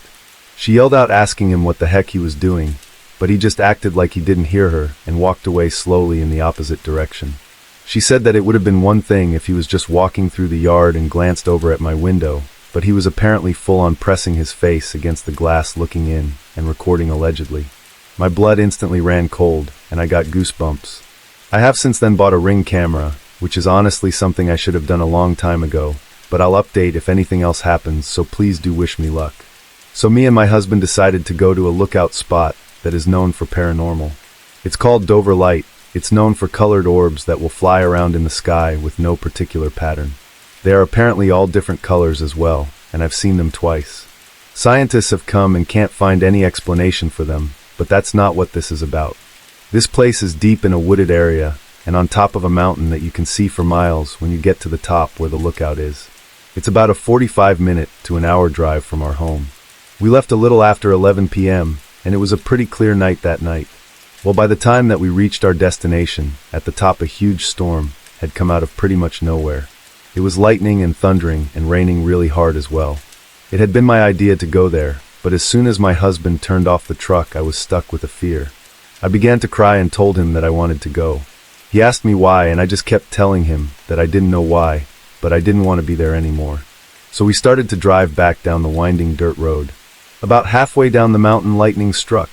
It was so close that I jumped to the floorboard of the truck, and my husband threw on the brakes. I said, "What the heck?" He said that lightning nearly hit the truck at that point. I climbed back up onto my seat as he began moving again, and I spotted something glowing red about maybe 15 feet into the woods. I couldn't pull my eyes away because it felt like it was looking at us too. It was completely black except for its red eyes. It had something similar to pointing bat-like ears and wings that were tucked behind on its back, but you could see them over its shoulder, its pointy wings. It was about 3.5 feet tall and was in mid-stride when we spotted it.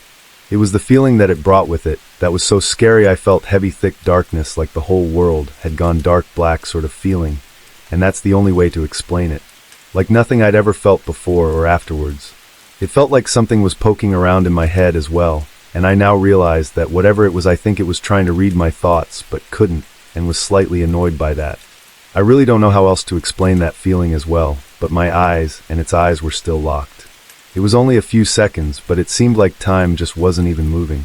As we continued driving past, neither one of us, me or my husband, said anything for a few seconds.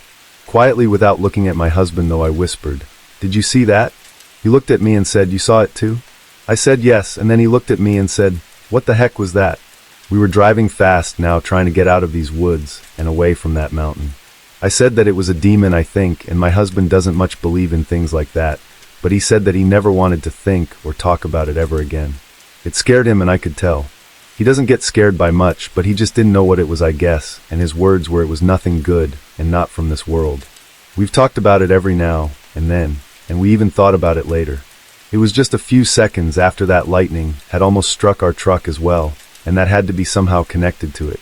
It was too weird for the lightning, and then for a second later that thing to appear like that mid-stride in the woods.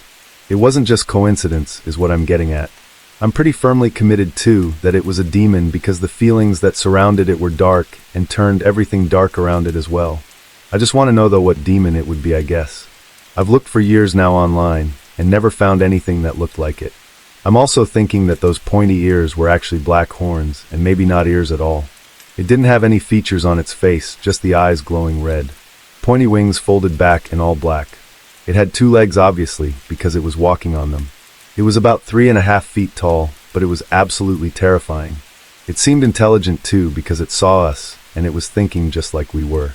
I could tell by its eyes. I don't know how I know that, but I just do, and maybe it told me in a way that it just popped into my mind or whatever. Whatever the case, it seemed just as intelligent as we are. Actually, perhaps even smarter than we are, I suppose. But anyway, could anyone else please tell me if they know about this creature, maybe? The place is Dover Lights, and I think it might be a place for things to pass through easier, like a portal or something. If you know anything else that might be helpful as well, then please do let me know. I'm truly very curious to find out why we came across this thing, and if it came through with the lightning or something.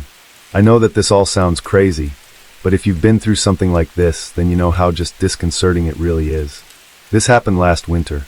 The fog starts setting in my city at the time of sunset, and it gets really dark pretty quickly here. My university has a policy of not interfering in anything that happens outside, even if it's right outside the gate in front of the guards and all that. And a few days before my stare down, there was some talk going around about a student's phone getting snatched right outside of uni or whatever. One day though, me and my boyfriend were sitting in the car outside, right beside the college wall, and around 20 meters away from the college gate. He wanted to use the restroom and asked me to come inside with him, but I was like, nah, I'm just too tired, and you go, and I'll wait here. So he went, leaving his phone with me. I was using my phone sitting inside on the full brightness setting when suddenly a bike beelined towards the car. The 2 men sitting on it had those ski masks on and started tapping the car window on the driver's side with a gun. It's important to note that the passenger side where I was sitting was right beside a gutter, so they couldn't come too close to me. They backed off and again came forward, tapping the window, looking at me through the windshield and motioning for me to roll down the window. But honestly, I was way too stunned to do anything, and eventually they just drove away when they saw other people approaching. All I wanted to do was save my boyfriend's phone, which was under my thigh, so mission accomplished, I guess. But sometimes I wonder if those people hadn't have showed up when they did, what might have actually happened. As a Muslim, we believe that those entities that anyone encounters, such as ghosts, poltergeists, apparitions, etc., they're all jinn, and some of them just there to scare people for the sake of pranking. Others, though, are absolutely evil and might literally harm you, like scratching or perhaps even worse. With that said, a long time ago I was staying at a relative's house. He was my uncle. He had a wife and 2 kids, and they had a decent house. Nothing big or anything. But keep in mind that the apartment is on the ground floor, and you might hear kids playing or yelling outside. They keep the window open quite often as well. But anyway, I was there alone at some point, and they had gone out to the mall with my mother. I didn't want to join because it would have been boring to join them, so I decided to stay and just play video games that day, and the night started pretty fine. Some time passed though, and that was when I started hearing some noises like kids talking. I brushed it off though, as I thought that it could have been some of the kids outside, as I mentioned before. But I kept hearing it louder and louder, and I went to check the window, but there wasn't a single person outside. So I decided to shut the window and go back to my game. Some time passed, and I started hearing children talking and yelling. This time though, it was a little bit louder again, as if someone was inside the house. At that I got startled, and I began to check around only to find absolutely nothing. When I sat down again, and I went back to playing, the noises started up again. This time it was getting louder and louder as well, and I had a headset back then, and I put it on. It was connected to the monitor, so that I could hear the game. The noises became so loud that even with the headset on I could still hear it, and mind you, I was completely terrified at this point, and just like that the noises just stopped all of a sudden, and it was then that I felt someone pulling the back of my shirt up. I jumped up like I've never jumped before, and I just ran out of the house. From that day on too, I never went back to that house again, and when I opened the door I found my father outside of the house about to ring the door. He looked at my face and asked what was wrong. I told him the story, but he didn't believe me. However, he told me not to bring that up to my relatives, so I wouldn't be disrespectful. When I saw my mother, I told her the story, and by the look on her face, I could tell that she believed every word that I had said, because later I found out that my relatives used to do seances in this house, and even his wife and children used to experience stuff too. Needless to say, that was one of the most terrifying experiences that I have ever had, and since then I tried my best to never get scared of encounters like that. I've had other experiences after that, such as noises and taps and similar stuff, but I learned that if you pay them no mind, and you don't show any fear, that eventually they just leave you alone. Anyway, I hope you enjoyed my story, and it's certainly something that sticks with me. I really hope too that nothing like this ever happens again. I lived in a haunted house at a really early age, though despite this my memory remains fresh of most of these encounters. We were there for a year, so I must have been 3 or 4 during this. I lived with my older brother, older than me by 3 years, younger sister younger by 3 years, so just a baby at that time, mother and father.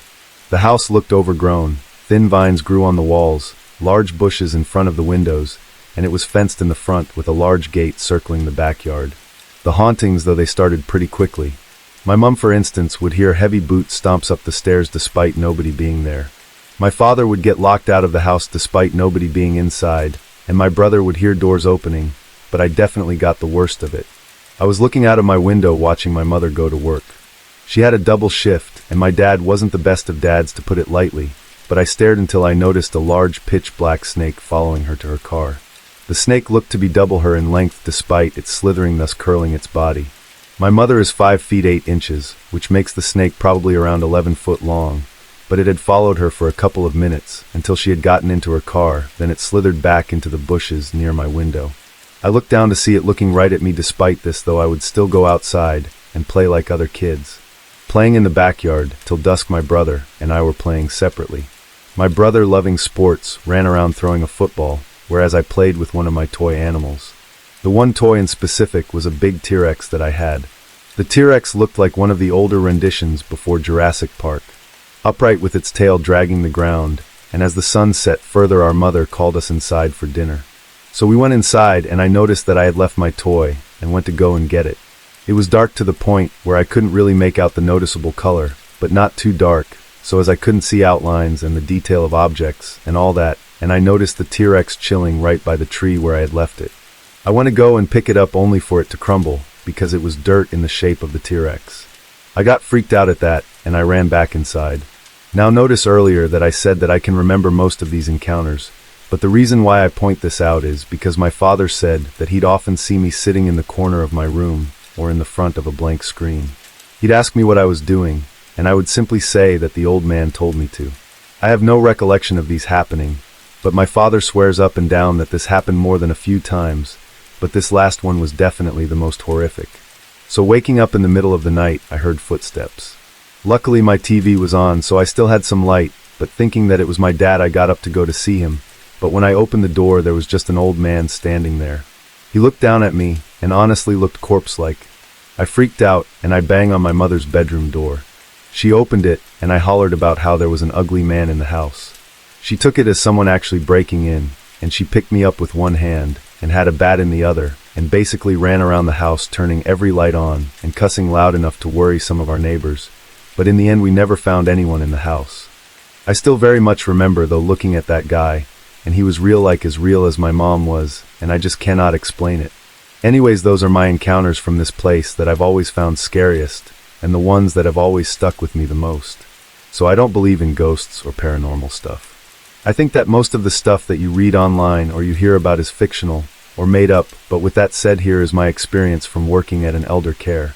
So my shift always ended 11 p.m., so at 10:30 p.m. the corridors are always silent and dark.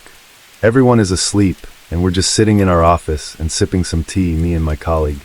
We have motion detectors in every room installed, and they're connected to our working phones, and we can see live feed from the phones as well. All of a sudden though, at 10:35, I get a notification of movement in a patient's room. I was only 19, and I told my other colleague that there is no way in heck that I'm going in there to check it out on my own. At the beginning I wasn't expecting much, to be honest, because patients do move at night, so it's pretty normal. What we did instead was we opened our phone to see the image that was taken when the movement was detected, and upon opening the app, one see a picture of a weird object in the middle of the room. Whatever it was kind of floating. The object cannot be described because it had legs and wide in the middle. I don't know if it had a head, but I froze and my colleague did too. I took screenshots, we ran to the room, and when we went inside, the patient was sleeping and nobody was in the middle of the room. The morning after, I showed the images to my bosses, and they couldn't believe it, but they were not shocked either. They say that it's elder care, and apparently it's a haunted place. I don't know if I still have the pictures, but even if I did, I doubt that I could share them, because the picture shows the identity of the patient as well. Also, the section I worked in was only for people with severe dementia, and they couldn't walk, so there was that too. I was in Venice this time last year, and I still cannot get my head around how and why this happened. So I was there for 3 nights. It was my first time in Venice, and I loved it. I was there with friends, but due to our poor planning, all 4 of us stayed in different hotels. I chose one near the station, which was an intimate hotel ran by a religious family. It was a classic old villa facing a canal, and the place had a chapel as well, a garden and full of religious merch and decorations throughout. My room was on the 2nd floor. You had to climb 3 sets of stairs, and on the top you were met with a marble square lobby with a round table in the middle. There were 4 rooms around this lobby, and the rest of the rooms continued on 2 corridors that stretched on either side of the lobby. My room was one of the rooms attached to this lobby, a single room that looked over the canal. It was a simple small room composed of a single bed with a cross above the head, a basin and a wardrobe. It was a cheap and cheerful hotel, and I slept like a baby the first 2 nights I was there. But on my 3rd and final night, I had trouble getting to sleep, and the loud neighbor who was watching videos didn't help, but I had to bang on their wall around 1 a.m. after which they stopped, and I fell asleep. But I remember feeling uneasy and agitated that night for some reason. I eventually woke up sometime around 3.30 to 4.30, which wasn't unusual for me, as I don't sleep that well. But that was when I heard a group of loud wailing people in the building. It echoed into my room via the hall. At this point, I remember thinking that the source of this noise was either coming from the stairs or the bottom of it. I was initially annoyed, thinking that there were a bunch of drunkards who came in after night out or whatever. Then it suddenly hit me that the hotel had a 12 a.m. curfew. It was unlikely a group of people suddenly coming out of their rooms to cause a commotion as well. Eventually I came to my senses, which made me more aware of this mysterious wailing. It was loud, almost in despair, and crescendoed over and over, echoing into the lobby. I eventually realized that this was, or they were definitely not human. It's hard to explain, but something in me knew by the sound that whatever this was not alive in one form or another, and humans could just not really make this noise. I have never ever felt like this before, and it was a strange experience, but then the wailing finally stopped. I was relieved, but what happened next is something that I will never forget. The sound resumed, but this time from the foot of my bed. This thing or these things were wailing in my room at the foot of my bed, very much present, closer and louder. I don't know what happened after that, because as soon as I heard them, I just blacked out or passed out, and I woke up on the floor at around 7 in the morning. To my surprise, I didn't feel as scared until later on in the day, where I tried to recap what on earth happened.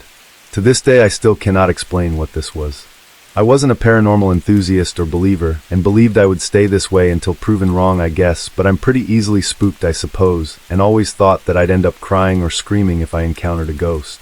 My theory is that my body just went into extreme fear after this thing came into my room, and simply shut down, hence the passing out. I do think about this pretty often though, and I always get chills when I think about it.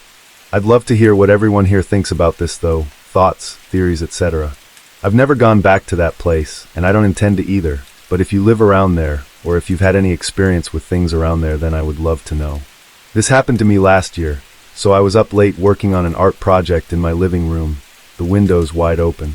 I lived in the first floor apartment. Very often too I felt as if something or someone was watching me, and it knew that I knew, and I got the feeling that I was not supposed to know, if that makes sense. It felt like someone was directly outside of my window though, staring straight at me unwavering. Anyway, it was probably about 1 or 2 in the morning at this point when I heard what sounded like a very distant cry for help from a woman. This calling was so quiet that it was just barely audible. That's how far away it sounded, but at the same time I couldn't shake this eerie feeling that it was actually quite close. It was really confusing, and I chalked it up to exhaustion and that it was probably all in my head, but then just as the screaming stopped, I heard a voice so clear, so close, so haunting, whispered directly into my ear. I could almost feel their cold breath, and it said, "I know you can hear me." This voice, although only a whisper, echoed throughout the room. It was so articulate as well. I mean, there was no mistaking that it was a message whatsoever, undeniable, and that whatever this thing was, it was right there next to me, and I could hear it. Every now and then I think about this, and it always chills me to the bone, even a year later afterward.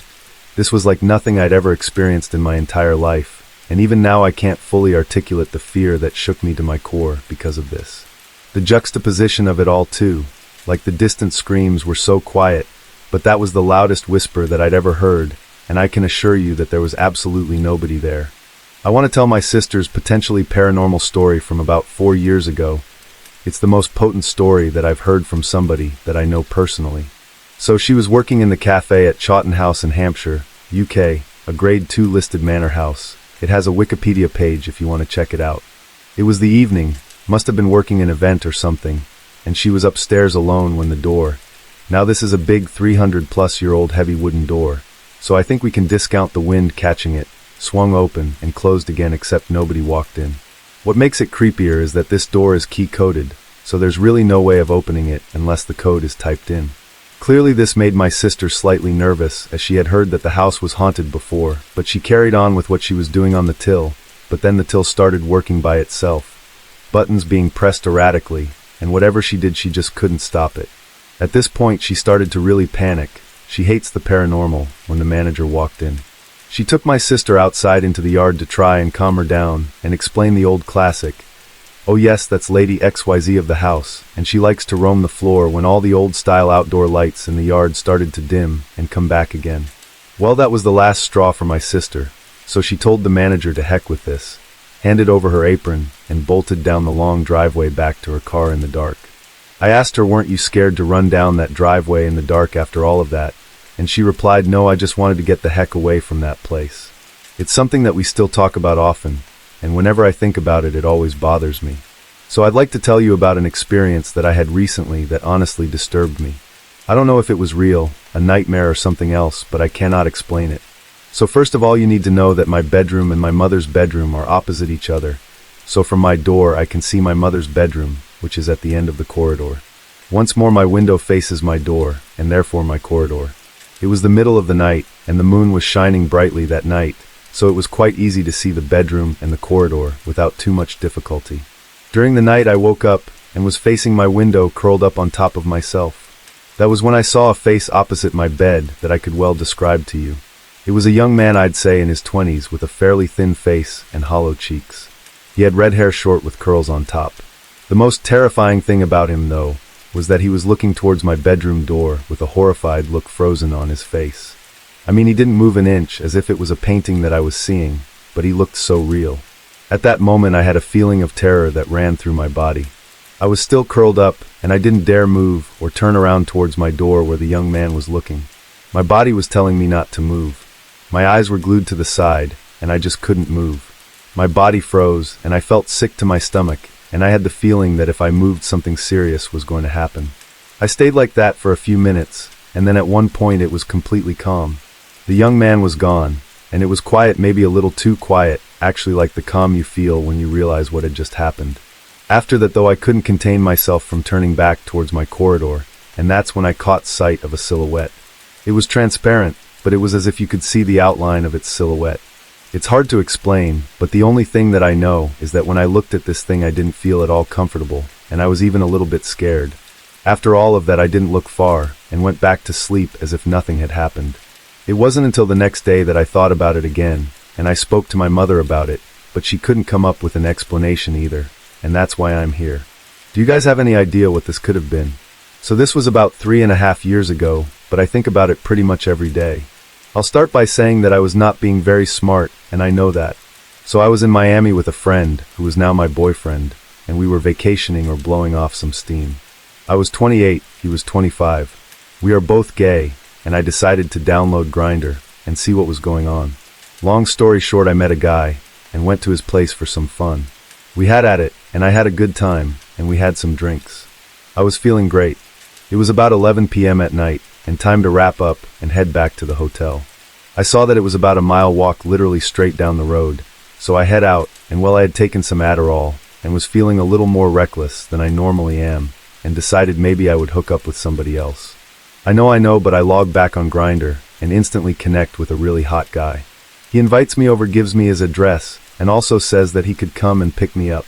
So I'm just standing there on the edge of this sidewalk wondering if I'm going to get picked up or call an Uber to this location or just go home, and someone pulls up in a truck and says that they're here to pick me up. I'm like, oh wow, you came, that's really nice. I literally remember looking at the picture and at the guy and feeling very confident that they were the same person, so I hopped in the truck. Instantly, though, I just had the weirdest feeling rush over me. The truck smelled weird too, first of all. I don't know how to describe it, but it was like the taste of licking iron, maybe. I was instantly turned off and felt really weird about that, though. Anyway, he starts driving. Thankfully, I didn't close out the Grindr app too when he pulled up, because it was so abrupt, because I looked down and literally noticed that I'm getting further away from the guy that I was talking to, which means that they were not the same person, but this guy looked exactly like this person. But the weirdest thing was that this guy looked exactly like the person's profile. I remember that I just started texting and talking, being like, I really like your blonde hair. Your gray truck is really cool. Is this a 2014 Chevy Silverado? I just told my friends about you and have to be home by 12 p.m, just FYI, but we can go to my hotel. They'd love to meet you if you'd like. Trying to make it seem like I have people waiting on me, that I disclosed parts of his identity, anything really. This lasted about 2 to 3 minutes until eventually he just pulled over and said that he wasn't feeling like hanging out anymore. I got out and he left, and I got in an Uber and went home. To this day, though, I really do think that I was picked up by someone who saw an easy target, but thankfully I was slightly resourceful in the moment. Enough to get me out of, well, whatever that was. A few years back, I, a 23-year-old female, was driving home after taking my dad to the airport for a late flight. It was already dark when I left the airport, and I still had a 3-hour drive home ahead of me. A few hours into the drive, I get recalculated to some windy back road highway. There were no cars or street lights, and so it was a pretty dark and creepy road. As I turned a curve, I noticed a black car come out of nowhere and start to ride my bumper and the blue lights. The road was so dark that I had to drive for a minute to find a spot with at least a few small lights where I could pull over. The officer came up to my window and asked me if I knew that my tags were expired. I thought that that was kind of odd because I was driving my mom's car, and she's usually pretty on top of things like that. But it was more so the way that he talked that made me uneasy, I guess. He was speaking pretty fast, like he was in a hurry or something. He's standing at my window, and before he even gets my license or registration number, his radio beeps, and he tells me that he has to go on another call. He then practically runs back to the car and speeds off. I head back home half weirded out and half thanking God that I didn't get a ticket. I kind of brush it off until I go outside to my car the next day, and I find that my tags were not due to expire for at least another 2 months. It could have been a simple mistake, I get that, but I couldn't help but recall how weird the whole incident was. I mean, he could have misread the number, that's possible, I guess, but looking back, I wonder what could have happened if he was someone with bad intentions. Was it just a mistake, or was he a fake cop that was trying to lure people out of their car or something?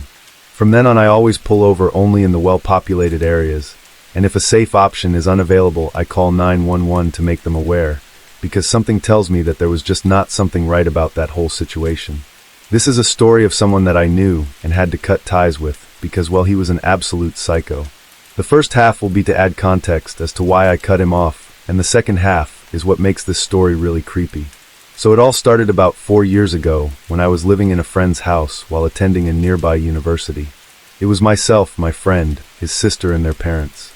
Roughly about 2 weeks into staying there, my friend's sister invited her boyfriend to live in the house too, and by all accounts, he was a pretty cool guy at first. Very sociable and full of great stories. We often sat around the table for drinks or talked about life, having a smoke in the garden. Within the first month, however, as he started to get comfortable, cracks started to show in this veneer. He would rant about government conspiracies, how he was always a wrong party. He was big into like Sigma male stuff and martial arts, and he did have a temper as well. He had this big dog that he always kept in a cage that was extremely violent when he wasn't around. The dog actually attacked his girlfriend and had to be put down. That was when the guilt trips towards her began, and the ranting became incessant. About 2 months later, he had the bright idea to live in a shipping container, mainly because the parents wanted him out, and dragged his girlfriend along for the ride. I'm not talking about one of those sort of chic little restoration jobs. This was a rented container in a storage yard among the outskirts of the town that we were living in. He would intimidate and threaten the staff there constantly, until they called the police too. This, of course, was another conspiracy. He became increasingly abusive to his girlfriend to the point where the family got involved to get her out of there. I stuck close to them, having to pretend to be on his side until we could safely get her out. They broke up, which he blamed me for, claiming that I was poisoning her against him to make her mine. She has a new partner now, and they're really happy, so it was never about that. We all blocked the psycho ex on everything possible, but he continued to harass them until eventually he disappeared, or so we thought. You see, fast forward to last year, I started to receive messages over social media from several different accounts, blocking each one in turn when I discovered who it was. Some friendly and some hostile. One of these profiles, however, was pretending to be someone that I knew from university. We talked about life and how things were going, and eventually I was invited to a house party, claiming that it was a free house and plenty of people were coming. I booked the time off work, made my travel plans, and kept talking to this friend coming up to the date of the party. I mentioned it to my friend's sister, and she was interested in going herself until I mentioned the address, and she panicked. The address in question was a property belonging to the crazy ex's father that was scheduled for sale. I waited until the day of the party and called the police to check the property, claiming that I suspected a break-in. They found 5 people there, including the ex, and parked out the front was a butcher's van equipped for food storage, and a pretty hefty collection of knives, hammers, and rope, and boy, am I really glad that I didn't go.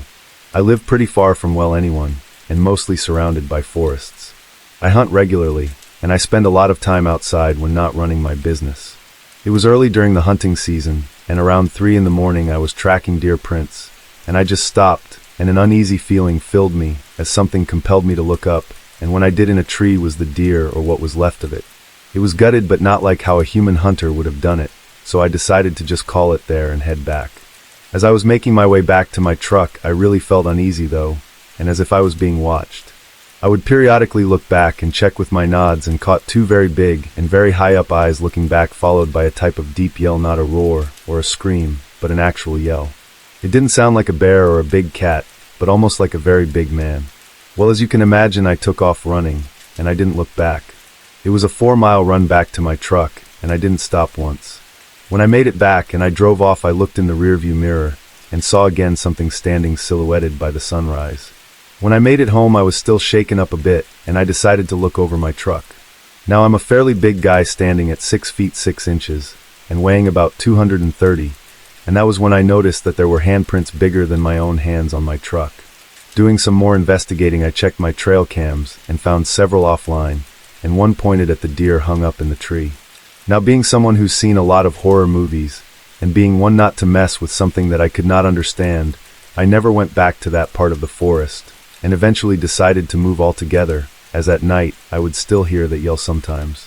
Sometimes my wife would tell me that she felt like someone was watching her from the tree line as well, and being a new parent, I just didn't want to take any chances.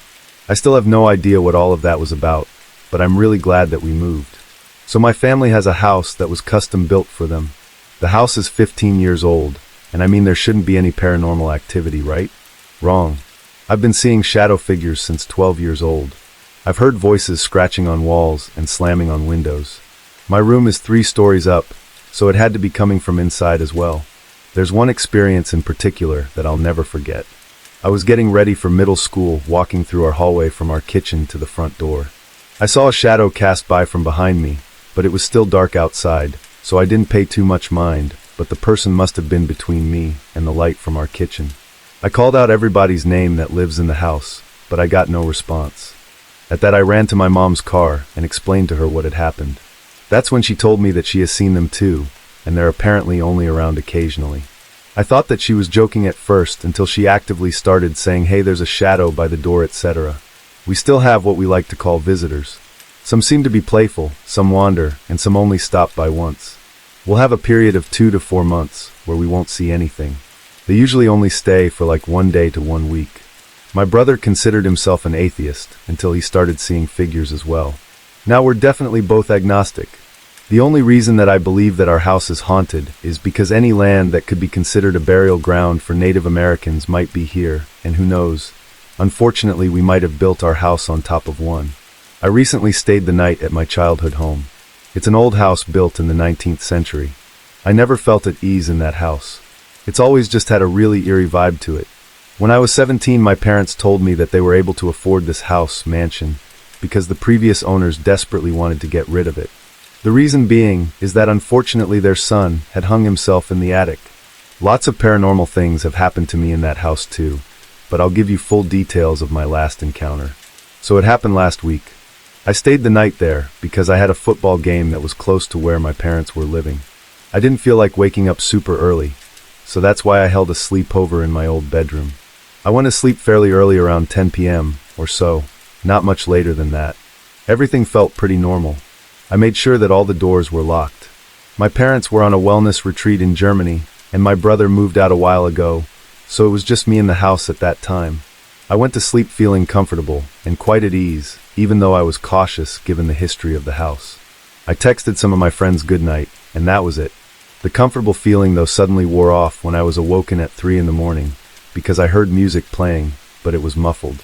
I couldn't hear it clearly, but my first instinct was that it was a car playing music with its windows closed, parked on the street perhaps. I said to myself I'll give it 10 minutes and the car will pass, but the music was still playing 10 minutes later, and I felt annoyed and quite frankly a bit ticked off. I had to wake up early in the morning after all, and this was ruining my sleep. I walked to my bedroom window to see where the music was coming from, ready to throw a fit at whoever was doing it. I opened my blinds, opened the window to look outside, and that was the exact moment that my stomach dropped because there was no car nor was there anyone else outside. I realized then that the music was coming from upstairs in the attic. My parents renovated the attic 5 years ago and made it into their bedroom. I knew that it had a radio on my mother's bedside. She never used it though. Most of the time it just wasn't even plugged in because she had only one socket and she used it to charge her phone. It was not a new radio by any means, early 2000s I would guess. My mom held on to it because it was the radio of her departed father, and she just couldn't get rid of it. I was freaking out though. I mean, why would these kind of encounters only happen when I was alone at home? I tried calling my parents, but they didn't pick up. My brother didn't pick up either, not surprising since it was 3 in the morning. I realized that I would have to deal with this situation alone, so I decided to open the door of my bedroom that led up to the hallway. At the end of the hallway, there was a circling stair that led up to the attic. I opened my bedroom door, and the music suddenly became louder, and I now could clearly hear which music was playing. It was dark organ music. At that my stomach dropped. In fact, I've never felt so scared as I did then. I didn't want to do this alone. I had one last rescue line that I could call. It was my friend Philip. He played COD with me until the early hours, so he surely was still awake. I called him and explained the situation. He reassured me that it was probably a problem with an electric outlet that had jump-started that radio or something. I felt reassured by his answers and made the walk upstairs to the attic. I was with him on the phone the whole time, and I stood in front of the door, and I could clearly hear the music now. It was so loud as well. I knew that I had to get in to turn it off, but I was absolutely petrified. Philip reassured me that everything was going to be all right, and it was just faulty wiring. I kept telling myself that repeatedly, that it was just faulty wiring as well. Eventually I mustered up the courage, and I opened up the door, and as soon as I did, that music immediately stopped. My friend also heard it stop as well. And at that, I instantly ran downstairs, put on all the lights, and watched Trailer Park Boys until 7 in the morning. The next day I played the worst football game that I had ever played. We lost 7-0. So to start this, I usually have sleep paralysis at least once every 2 weeks. I've had it my whole life, so I pretty much am used to it now. I either close my eyes and go back to sleep, or sometimes I can fight it and sort of snap out of it. Anyway, yesterday I checked into my hotel, laid out my clothes, and sat my backpack down on the extra couch hotels usually have. This is pretty much routine for me as well. I left and grabbed dinner, and when I got back I noticed the TV was on. I never turned it on when I first got to my hotel. I didn't really think much of it and brushed it off. I chilled for a while, and then fell asleep by 9ish. I woke up randomly at 3 in the morning, but in sleep paralysis again. I was sleeping on my side, and as soon as I opened my eyes, there she was. A random woman sitting on my couch. So elegant looking and the perfect posture. My heartbeat rose, and I locked my eyes with her. For some reason I was scared. I wanted to snap out of my paralysis because I genuinely thought that somebody had broken in or something, but it just seemed a little bit off this time. It was just the way that she was sitting, and what she was wearing, I guess. All white with her straight, long brushed hair, looking dead straight. She wasn't moving, just straight up existing, but not existing at the same time. This was the moment that I knew that something was very wrong. My fear grew, and I thought that if I snapped out of my paralysis, she would hear me. When I say that I can snap out of it, I really mean snap my body to the left or right to fully wake myself up. But in the end I went with the second option. I just closed my eyes and went back to sleep. I woke up at around 6 in the morning, and it took me a minute or two to remember what I had seen just a few hours before. I shot up and looked beside my bed, in my bathroom, just anywhere to look to see if she was hiding anywhere. Just because it was daytime, and I was not in paralysis, I was ready to kick somebody, I guess. But it wasn't until I saw my couch that caused my confidence to drain pretty quickly. You see, some of my things that I set on side the couch the day prior were suddenly reorganized in a way where one side of the couch was pushed to the other side, but neatly. In a way to where someone could sit on the other side, I guess. I inspected the side where I saw her sitting, and I could immediately tell the difference, as there was still an imprint, or the cushion being lower than the other, which also means that it was fresh. Whoever she was, she had been sitting there for quite some time. So to begin, I would appreciate any input as to what you think this could have been. Whether you believe it was a person or something paranormal, I would really just appreciate any input at all. So on Tuesday, my best friend S and her roommates T and J were talking about our old high school at some point. Our school was built on top of a burial ground, and several students who have gone to that school there have passed away tragically unrelated to the school. And while they decided to break in at 3 in the morning to explore what the school was like now. We're 20, so we graduated only 2 years ago. J was scared and didn't want to go inside, so she stayed in my friend's car in the driver's seat in case they all needed to leave quickly. S and her other roommate T decided to jump the gate and go exploring. They thought that the energy seemed kind of scary, but they were too curious and kept walking. They reached this one classroom in the back, and that's when my friend looked inside. She said the lights in the hallways were red, and when she looked into the classroom, she said that she saw a black silhouette of a person in the classroom close to the door. She said that even though she couldn't make out a face, she felt that it was watching them. She grabbed T and told her calmly that they needed to leave because someone was there, and they sprinted back to the car, and they all left. They then went to our old middle school to see what it looked like now. They couldn't get in because the gates were locked, so Jay asks S if she wants to get back into the driver's seat, since it's her car, and S declines. Jay pulls out and leaves. It's about 3:30 to 3:45 in the morning at this point. As she pulls out and starts driving back to their apartment, they see these 2 white blinding lights coming towards them. They couldn't tell if it was a car since the lights were so bright, but 2 seconds later they realized that it was a wrong-way driver coming at them at about 80 miles an hour, and Jay was able to swerve around it last second as the car just zoomed straight past them without realizing. Luckily, they saw cops pulled over on the side of the road ahead. They told the cops, and they immediately dispatched someone to go follow the car and find where they were. They were silent for the rest of the night because of how terrifying the experience was. But the scary part is that last week a girl who just graduated from our high school was driving up to Maryland for Thanksgiving with her parents to visit her brother, who happened to be in our grade, and they swerved into the southbound lane and died in a head-on collision. S was telling her roommates about it right before they left the middle school and almost died. She is 100% convinced that she saw a person at the school, but isn't sure if it was a real person or something else. Our school doesn't have late security or cleaners or anything, and I'm not sure why, but when she told me the story, I felt a strong gut feeling that it was something else. The night just felt too perfectly lined up as well. I mean, the whole thing was really weird. I do believe that humans are scarier than anything paranormal, but my gut just tells me that she encountered something else, and that the events that transpired throughout the night were somehow related to it. But again, if anyone could give any input or insights as to what this could have been, then I would really appreciate it. Thanks. I was somewhere between the age of 10 and 14 when this happened. Growing up, I lived on a very boring street in a middle-class one-story house. My bedroom faced the front veranda, which had a lot of plants on it.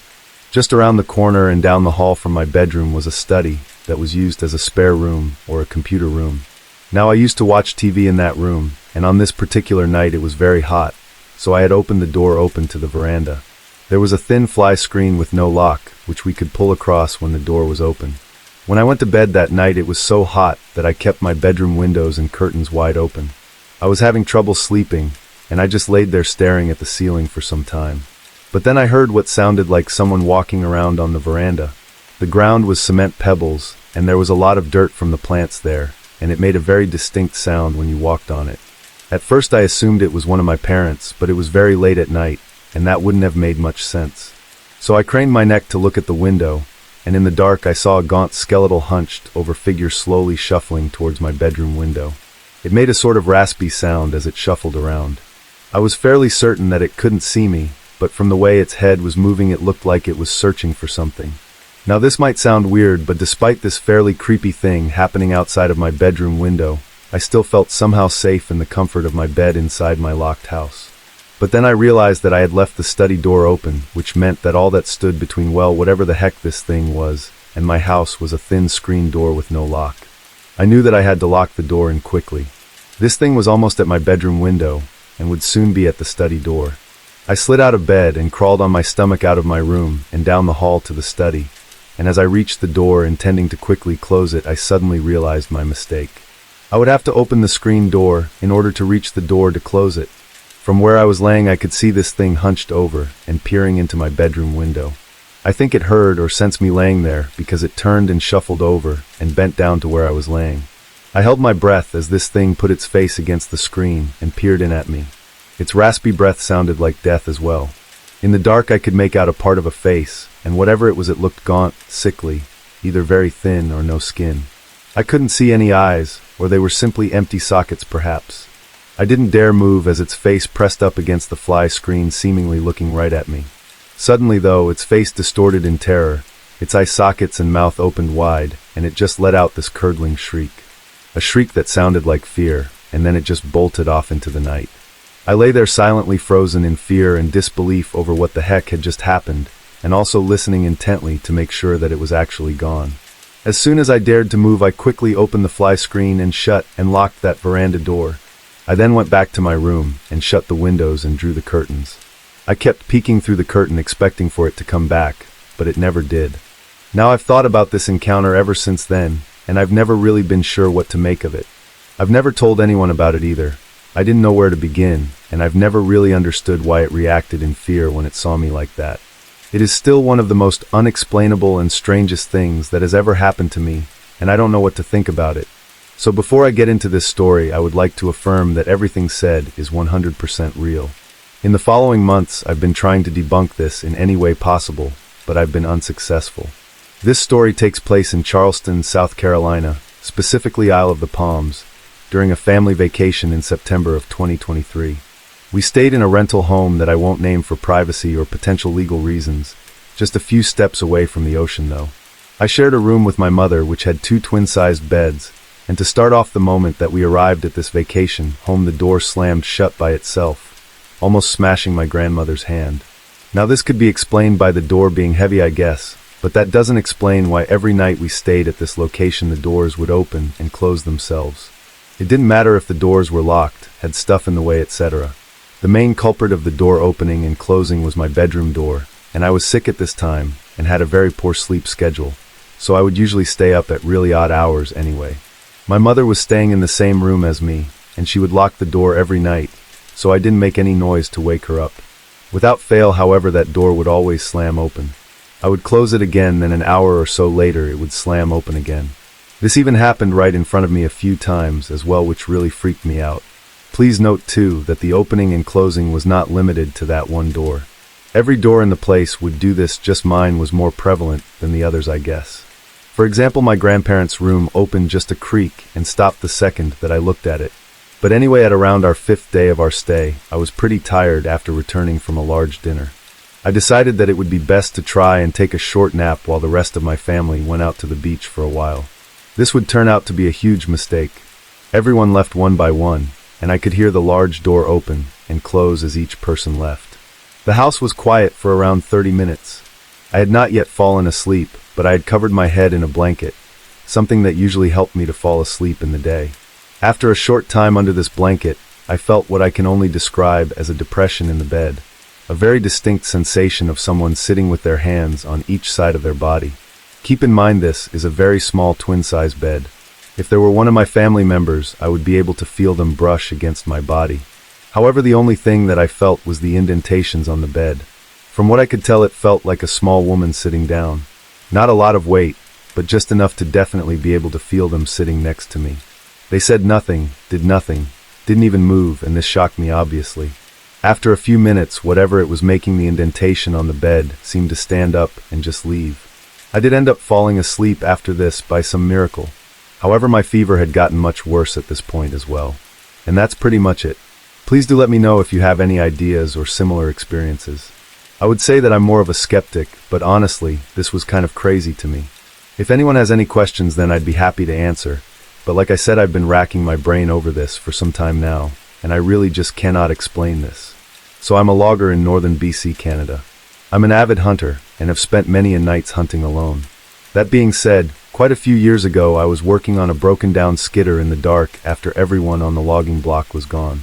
Changing a blown hydraulic hose under the cab when I felt like I was being just watched or something. The feeling continued to get worse too, and so I was sort of on edge and continued to work on replacing the blown hose. Every trip for tools to the service truck and back, I would sort of scan for eyes in the nearby tree line, maybe about 25 meters away with my flashlight. There was nothing. I continued to work on the pain in the butt hose that you literally have to dive your head and upper body under the cab to reach until your legs are sort of stuck up in the air and feeling vulnerable. And the feeling of being watched gets even more intense. All the hairs on my neck are standing, and I hear a two-tone whistle from far away, almost as if it was the wind. It was so far away, but it was flat and calm that day. Also, there was about 6 inches of fresh snow on the ground, but I pushed myself out from under the skidder and looked around quietly with a flashlight for eyes in the tree line and down the road. Again, there's nothing. I had one side of the hose fitting to remove still, and it was the easier side and higher up, so I wasn't sort of, but up in the air trying to remove it. I put my head back under the cab and quickly began to spin the fitting loose, and the feeling of being watched was now so bad that every hair on my body was standing, and then I hear the same two-tone whistle very loudly in the tree line directly behind me. I had the hose off at the exact same time, so I whipped myself out from under the cab and turned ready to throw down with a 1/5/8 wrench in my hand, yelling, "All right, where are ya?" But there was nothing. No one there, no tracks, no eyes, no wind either. In fact, no sound whatsoever, which was really strange. The flashlight that I had was more of a small floodlight for working on repair stuff, so it didn't really light up inside the trees or anything, but the next day it had snowed another 6 inches or so, so I went up and hiked the tree line with a 12 gauge and 7 3-inch slugs ready to go, but there were no tracks that I could see, no perches on the trees where snow had been pushed off or anything. If it was a bird, nothing. But I definitely heard someone whistle or make a whistling sound of some sort. As I said, I'm an avid hunter, and animals just don't make that sort of noise. I don't know, the whole situation was really weird, and I don't know what to think about it. Maybe I'm just overreacting, and maybe it was an animal, one that I just haven't come across yet or something. In any case, years later this all happened about maybe 7 kilometers down the road from the last incident. I was out hunting with a friend when we lost legal light, So we hiked back to the truck, and we hit the road in his parents' new Ford half-ton, the ones with the sensors all over the vehicle. We had some music playing as we're just heading back towards town again, when the music started acting sort of weird and cutting in and out with static. So me being in the passenger seat disconnected the Bluetooth and reconnected the phone. Music cleared up, and we continued down the road. We got up to the kilometer board on the road that my previous encounter took place, and I mentioned, "Oh hey, that's the whistle block that we logged a couple of years back." Half jokingly, because I couldn't make heads or tails out of it. My friend replied, "Great, thanks for that." As I told him the story before, that we continued slowly driving down the road, because it gets pretty rough in a couple of spots, and the road has a few sharp turns and an S-bend as well. Well, we go about a kilometer further, and the music starts screeching and doing what we can only describe as like alien noises. So I disconnect the Bluetooth again, and my friend says, "Oh, Mom's got a cord in here somewhere." So he stops and gets the cord for me. I plug the phone in and play the music again. Another kilometer down the road, and the phone just goes absolutely mental. I mean, like loud alien squealing, and sounds similar to that terrible dial-up internet noise from the 90s.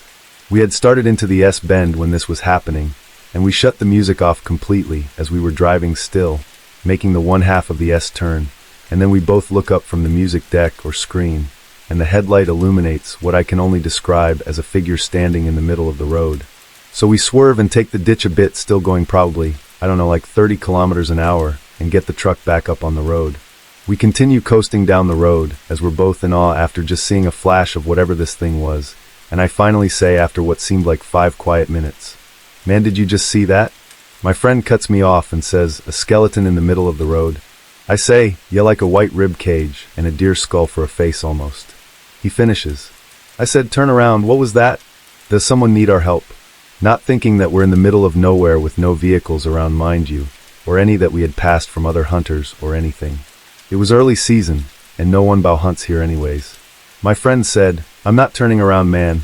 I feel sick like I'm about to throw up," and he continued driving thankfully without throwing up. We didn't see another vehicle until we hit pavement again. So whatever this thing was, it was taller than the pickup by easily a couple of feet. I'm 6 feet 1 inch, and my forehead is at the top of the window for reference. It is black surrounding the white of the bones with sort of long arms half stretched to its side, and it was standing there as if to say, "Try and hit me." I watched this thing pass the passenger window and stared up at it as we wailed by it, and it was definitely three-dimensional, tall with long arms and incredibly dark, dead-looking. Sort of like, I don't know, maybe it was just my eyes, but like light was sort of sucked into it without reflecting anything. Hard to explain, but that's the best way I can put it. When we hit surface again though, my friend received a text message from his mother saying, "What did you two idiots hit in my brand new truck?" I guess the new Fords send near accident reports to the owner when the sensors pick up something. I'm an old school Chevy guy, so I don't really know much about this, but the only thing that I can find online that resembles what we both saw, and I know this is pretty cringe, but is, well, a Wendigo just without the antlers, or just that the headlights perhaps didn't illuminate them or something. So I live with my dog and my roommate in a 1-story duplex. I've got a fenced-in yard, and the private spot where my car parked is accessible via an alleyway with a bunch of massive signs saying no parking, no trespassing, private property, and whatnot. So I was sitting in my bedroom playing games, and it was around 12 or 1 in the morning, and my dog sitting on the couch in the living room started barking at something outside. Every now and then she does this because there's a squirrel or a bush moved or something. So I get up to go and shush her, and I open the blinds on the window to say, "See, there's nothing outside, but actually there is something outside."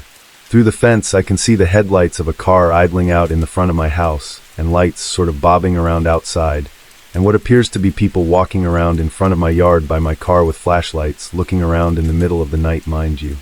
Full disclosure, I was also kind of stoned, and I'm not sure if it's a reverse effect because my sober self is an anxiety-ridden creature living under a blanket who is too scared to send an email to my manager, but my high self is Fred from Scooby-Doo, pretty much as in "Come on gang, let's solve the mystery." So I decide that I'll just go out there and investigate. I let my dog out with my pajama-wearing, unarmed braless self out there. My yard is fenced so my dog cannot go to them without me opening the gate, but she does keep barking and step outside, and I go to the gate. I can now see it's a well-dressed woman and a man in a sort of nicer, newer model car. They're walking around the front yard with flashlights, and I go, "Hey, this is private property, can you please leave?" The woman seems kind of startled and says, "Oh, sorry, our car broke down." The man gets in the car and she walks around, goes back in the car, they talk for a while. I'm really not sure what else to do at this point, so I just kind of stand there watching for what felt like ages, but maybe it was only a minute or two. I don't know how long it actually was, but they seem to be deciding what to do, and he starts the car back up. They pull out, proceed to drive around, pull into the public street, and park behind my neighbor's car instead. I decide to sit outside from my porch and kind of watch them to make sure that they didn't get out and start investigating the neighbor's car instead, and they never popped the hood of their car, mind you, or got out, which seemed to run fine when they drove off, by the way. I never saw them come back either. A couple of notes here too, is that there are loads of spots you can park in and around my neighborhood that would not be on clearly private property with better lighting, and you do not need to be near other cars there too. But to get to where my car is parked, you've got to drive down an alleyway and look for a spot like my friends have trouble finding it. The car was like a newer model sports car, mind you. Not saying that those can't ever break down, but I guess that I'd be less suspect if they just rolled up in a, I don't know, like a Geo Metro Mini Cooper or an old Subaru hatchback or something, and were like, "Oh man, my terrible car broke down." When I sobered up the next day, though, I was like, I either just politely told some car thieves to stop attempting robbery on me, and they did, or I made someone's terrible night even worse. I mean, they didn't seem to be dressed for stealing a car, more like a party or a date night. The woman was in heels, for instance, and I really don't know much about cars, so maybe they really did just break down, and the spot next to my car was the closest they could find or something. Then I maybe spooked them even more by taking neighborhood watch a little too far, and I guess if I parked in a neighborhood and a half-naked woman and a possibly big scary dog came outside to stare at me in the middle of the night, I'd probably get out of there too. But I don't know, something about the whole situation just didn't sit well with me. I mean, why did they have torches out like that, and what were they looking for? It just seems really strange, and doesn't seem to match up with anything that I can come up with. So I'm having some very strange things happening to me lately that are really starting to legitimately scare me now. I live on a farm in the middle of SC, USA, and I'm a cigarette smoker, so I go outside at random times at night, and I usually am okay with it. Just usual sounds, but every once in a while I'll hear something like strange noises, but just sort of brush it off. But lately, within the past month, it's gotten a heck of a lot worse. For instance, I'll be sitting on the porch, and I can hear voices of people talking which sound very close, which is obviously unnerving to say the least, but last night it was way worse.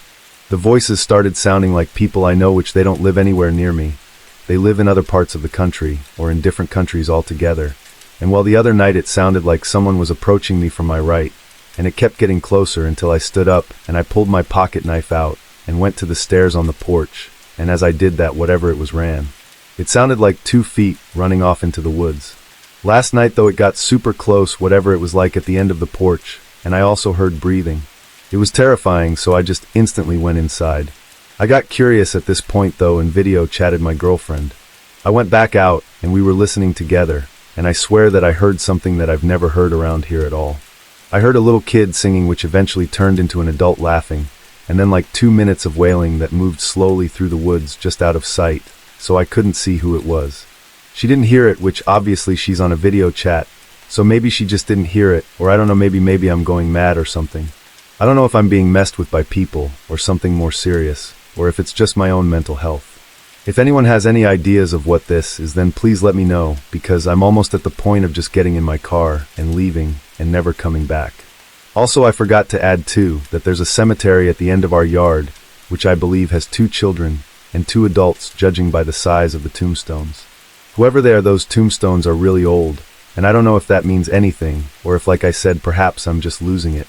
So I, a 25-year-old female, have always remembered these experiences from my childhood as the most confusing and scary times growing up.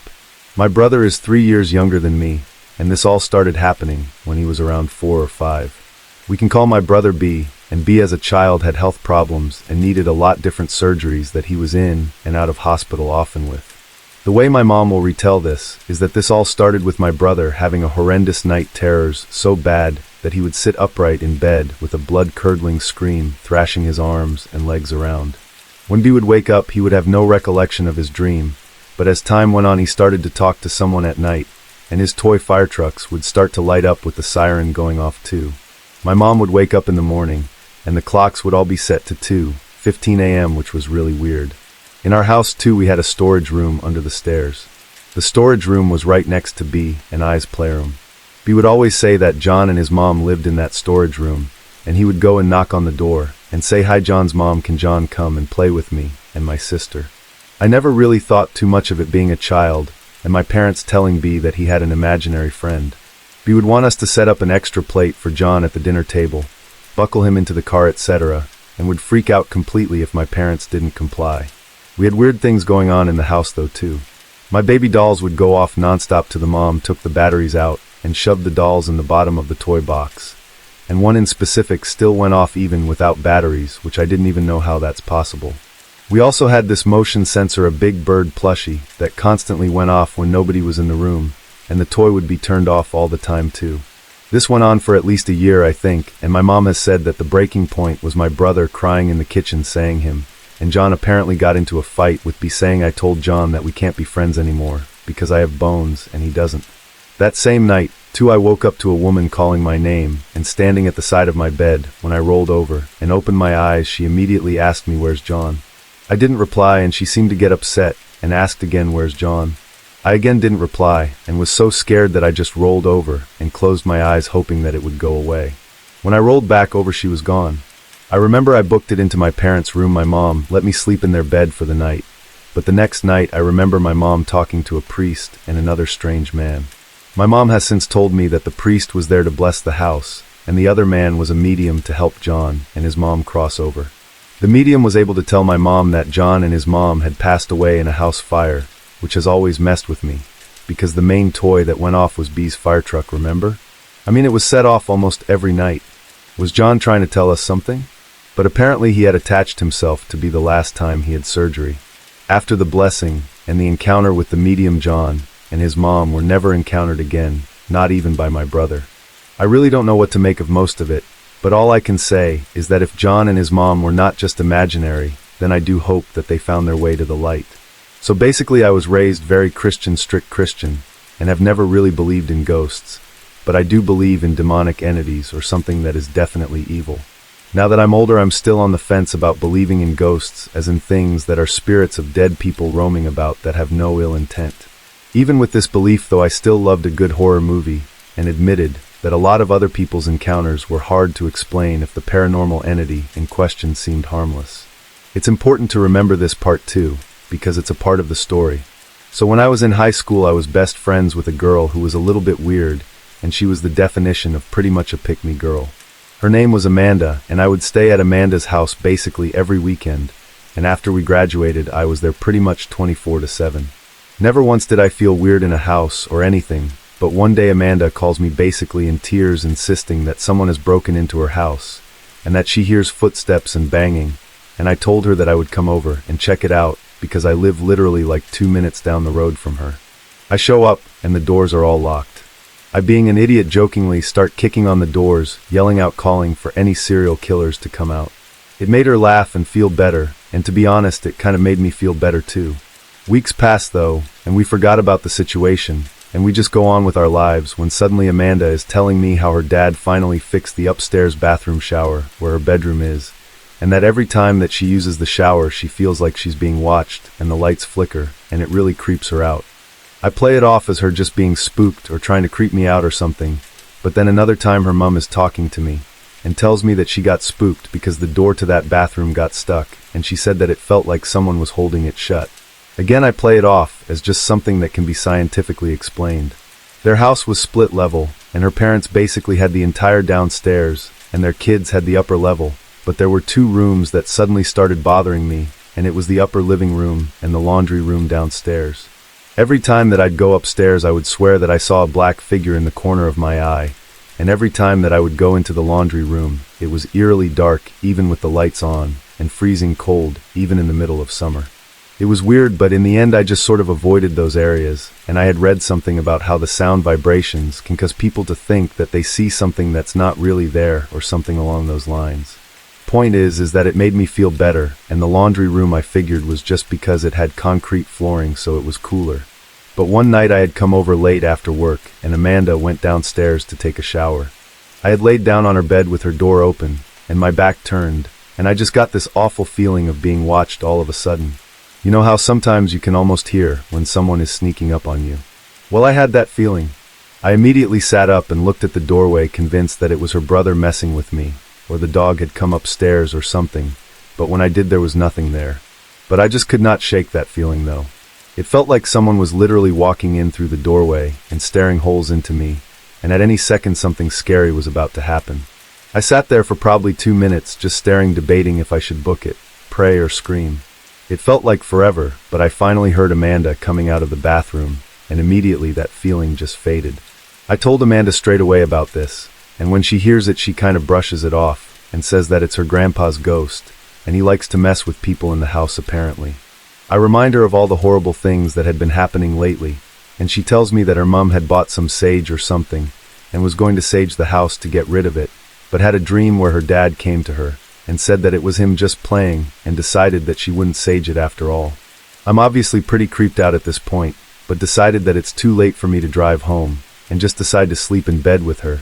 But that night I have absolutely the worst nightmares I've ever had, like being chased in the dark, weird voices saying stuff that I don't understand, something wanting to kill me type nightmare. I wake up, tell myself that I'm just freaking out, but from that day on I just kept getting them, and they got worse too. It wouldn't be every night, but it was often enough to bother me. One night I was sleeping at my boyfriend's house and had a sleep paralysis type nightmare too, where something opened his bedroom door and crawled in on the ceiling. Picture Alien, but with a human head and long talons. I woke up halfway through, unable to move, and kept trying to call out for my boyfriend, but instead fell back asleep, and the dream picked up right where it left off. I text Amanda's mom, and she reaffirms that there's nothing evil in her house. It's her dad, and he was just playing pranks on all of them. A few more weeks pass though, and I stopped going to Amanda's house because one, well, the demons, and two, Amanda starts acting really shady too. She's doing things that I don't like, such as sleeping over at my ex's house, sending me Snapchats of them together, constantly talking of him, and just being a jerk. She also somehow figures out my new boyfriend's Twitch account and is constantly watching him stream, trying to get him to talk to her, asking for his Snapchat number, Insta, etc.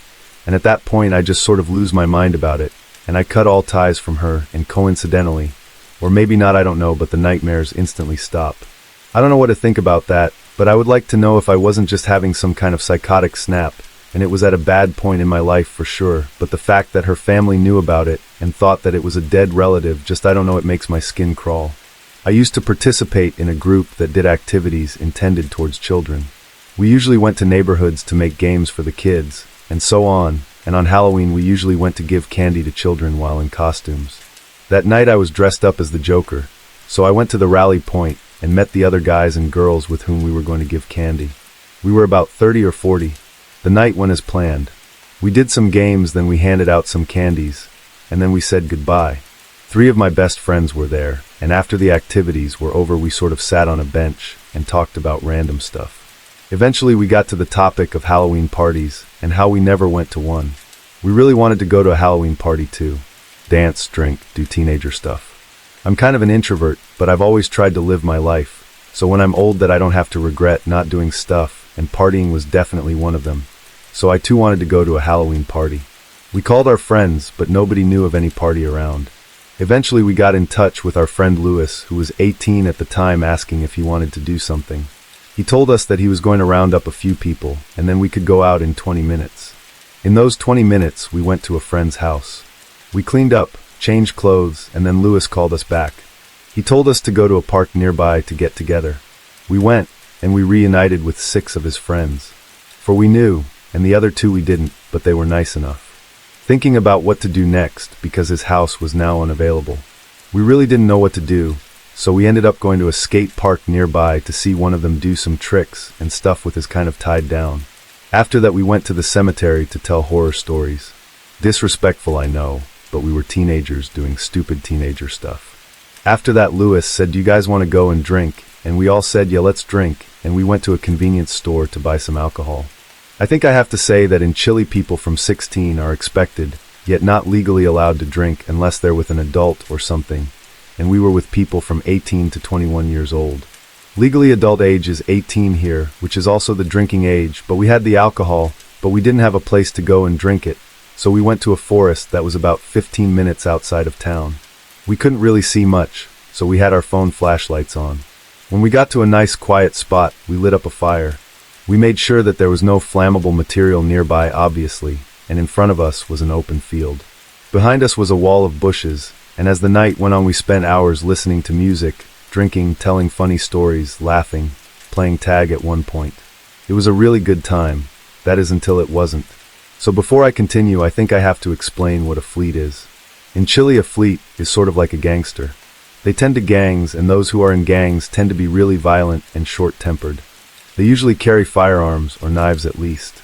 This is a really vague description that I'm giving, as not all of them are bad people, and some are very friendly in fact, but it serves the story, so I think that's all you really need to know.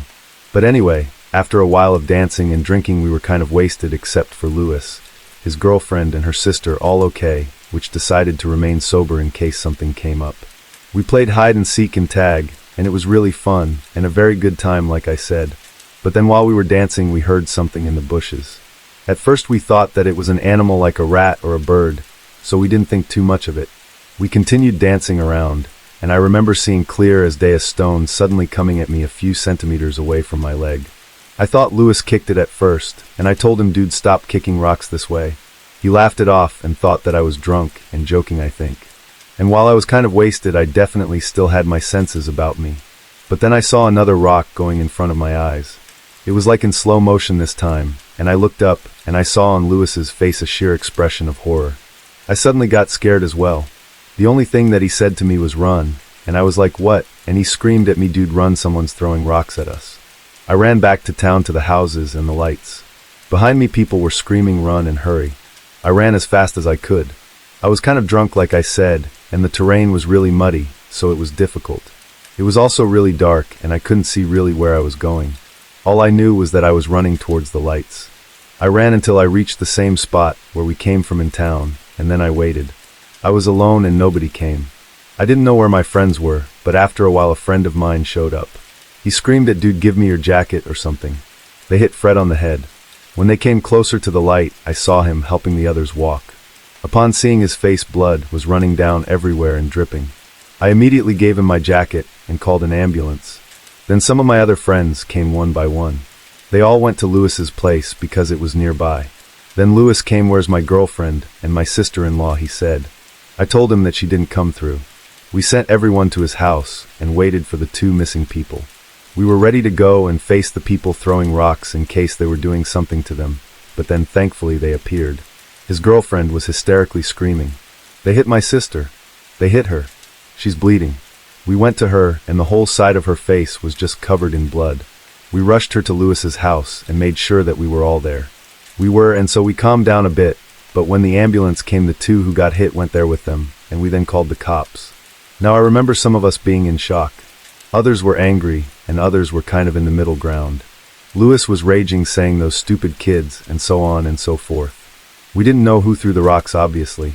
I thought that we got into the terrain of somebody without knowing, and the owner tried to scare us away or something, but my friends told me that they saw a group of people hiding in the bushes. We left everything at the bonfire. The skateboards, the speaker, the wallets even. For me, I had everything safe, which I was grateful for, but for others they obviously lost stuff. But Louis then told me and my friends, "Dude, let's go find these guys." I was mad, but most of all I wanted to try and retrieve some of the stuff that people had left there, so I told him that we should go, but if there were too many of them, then we should turn back. He called two of his friends, and in 5 minutes they were with us. I knew them because of some school stuff, but they were very loyal, and they both went to the gym and were pretty big fellas, so I felt safe when they came. Eventually we went out to look for the people who threw the rocks, and when we were about a block away from the forest, we saw them walking with our speakers, the skateboard, and other stuff that we left there. It was almost like a Mexican standoff. We were a block away from them, and we just sort of stared at each other. There were like 15 of them, and only 6 of us, so in the end we didn't really do anything, and just turned back. But as we got a good look at them, they were clearly gangsters, so they probably had guns and knives, which was one of the reasons why we didn't confront them. But when we got back home, we actually ran into the police car, and there were 2 of them. One got out of the car, and we told them that we called, and explained the situation pretty quickly, because we didn't want the guys to run away. However, the officer told us, "You're telling me that you're drinking being minors," and then got attacked. We told him yes, and then he responded with the most upsetting stuff ever. "So you minors were drinking, having a bonfire in the forest in the middle of the night, and now are asking me to give you justice? Don't you kids realize how hypocritical you guys are? I responded with we were in supervision of 3 adults, and not because we were drinking. We deserve rocks being thrown at our heads. He looked at me with an expression of just pure hatred. I was really scared but angry as well, and he then repeated himself. We told them the guys were running away as we spoke with all of our stuff, but he kept saying that it was our fault, that it was our problem, that we were in that situation to begin with. After a few minutes, though, the one inside the car told the other, hey, let's find the other people, and then we can question these kids, and the other got inside. We waited at the house, but they never came back, and eventually we all just went to our respective homes, and Lewis told us the next day that the policemen, they never returned. And so that was the end of the night. It was a really scary moment, but when I remember it, it kind of makes me smile in a way too, because I have a good story to tell in moments like this. The 2 that got sent to the hospital, they did have to get some pretty serious stitches in their heads, and were hospitalized for a couple of days because of how serious it was. But after a few days we spoke of it like it was nothing, but we were really angry at the police, to be honest. We even speculated about whether or not they were in on it or something, because their behavior was really weird. But if you got this far, then thanks for listening, and hopefully I don't ever have to experience anything like this ever again. This is something that I really want to talk about to be sure that everyone is cautious and stays level-headed at all times. For context, I live in the middle of nowhere in Canada. It was an old town that had quite a few abandoned buildings due to absence of residents. Me and my friends, we were tired of lack of entertainment options for us, so what we did was explore these abandoned buildings. Prior to the experience that I'm about to talk about, we never had anything too crazy happen to us. I mean, occasionally we'd see a small bit of blood like liquid, and we'd see pentagrams on the ground from time to time from someone who went to a house previously, but nothing too bad. That is until the last time that I'd gone exploring abandoned buildings. When I was younger, I used to go to a daycare that was part of a mental hospital. A weird combination, I know, but it was closed down due to a lack of patients and lack of children at the daycare. I decided to go back there with my friends a few years ago. I was 15 when this happened, and most of my friends were the same age. When we got there, it was a rather cliche. I guess there was fog, and it was rather dark, and there was a light drizzle of rain too. We went to the main gate, which was padlocked shut. We decided to help each other hop over it, and we made a ton of noise. We were laughing and giggling the whole time, unsuspecting of what was about to happen. We looked around the small place parked with flashlights that we had on our person. Even with our somewhat powerful flashlights, our visibility was rather limited, but we decided to enter the decaying building. Glass and dirt crunched under our feet as we stepped into the daycare section of the complex. There were still old Legos with chips from previous furniture, old torn dolls, and toys strewn about. The further that we walked around the daycare section, we naturally became more and more silent, until all we could hear was the crunch of dirt under our feet. I found some crayons in a plastic container in the corner of the room. I walked over to pick them up when all of a sudden we heard a loud crash coming from behind a metal door leading to the psych ward part of the building. My friends and I sort of all looked at each other. As a whole, we were a group of 5. Most of them were bold and cocky, but we all looked at each other when my friend Brian suggested that we go and look to see where the sound came from. Personally, I was not too fond of the idea, but there was no way anyone was going to decline such a thing. We all stacked up on the door and opened it. It was rusted to the floor, and we sort of heaved to get it open.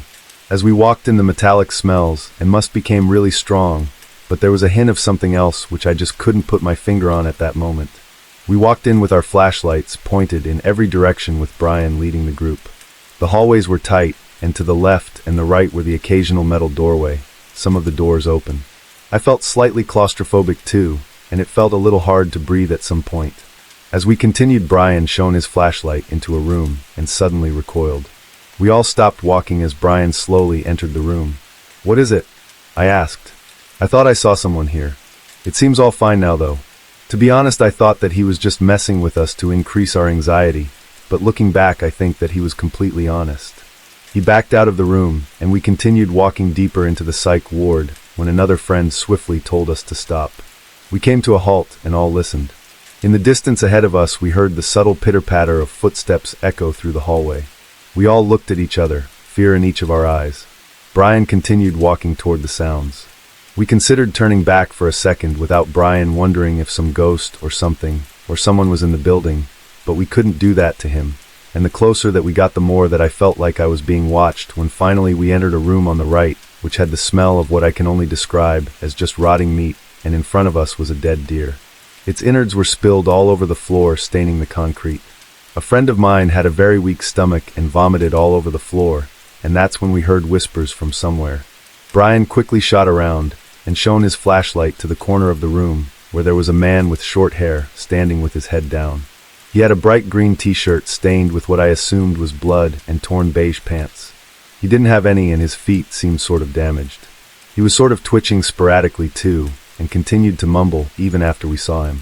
We stared at him for a solid 30 seconds before he made his first true movement. He looked up at us with what I will never forget, a haunting grin that just sent shivers immediately down my spine, and he said, "You guys here for the feast?" This kicked us over the edge, and we immediately bolted out of that room all the way back down to the daycare center.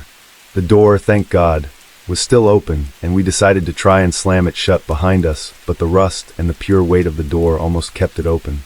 It took 3 of us pulling with all of our might to close it, but we eventually got it there, and just before we did I could still see the silhouette of the man watching us, his white teeth being the only other human feature that I could see in the dark from that distance.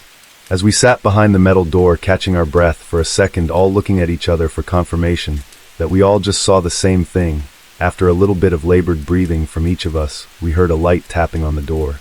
It was at that point that we decided it was well and truly time to leave.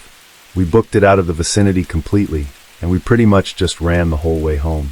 Police went back to do a routine search of the area, and they actually found the man. It was stated that this guy used to go to the psych ward before it was closed down. He escaped the facility he was transferred to and lived off of the wildlife around the complex. When the cops brought him in, he had a series of diseases and sicknesses from eating raw meat apparently, and his mental condition was much worse than before. There were rumors that he did kill someone in the forest while searching for food, but nothing has ever been confirmed, but apparently people have gone missing there or something. But anyway, in the end, guys, just be careful, especially in dangerous areas such as abandoned buildings. Be smarter than we were, especially in dangerous areas such as abandoned buildings. This encounter would have happened a little over 10 years ago now, I would guess. I would have been 26 to 27 at the time. I'm male, but I cannot 100% remember what year it was now. I think it was sometime from 2011 to 2013. At the time though, I was frequently going out with my friends to bars and parties, and just hanging out until pretty late most weekends.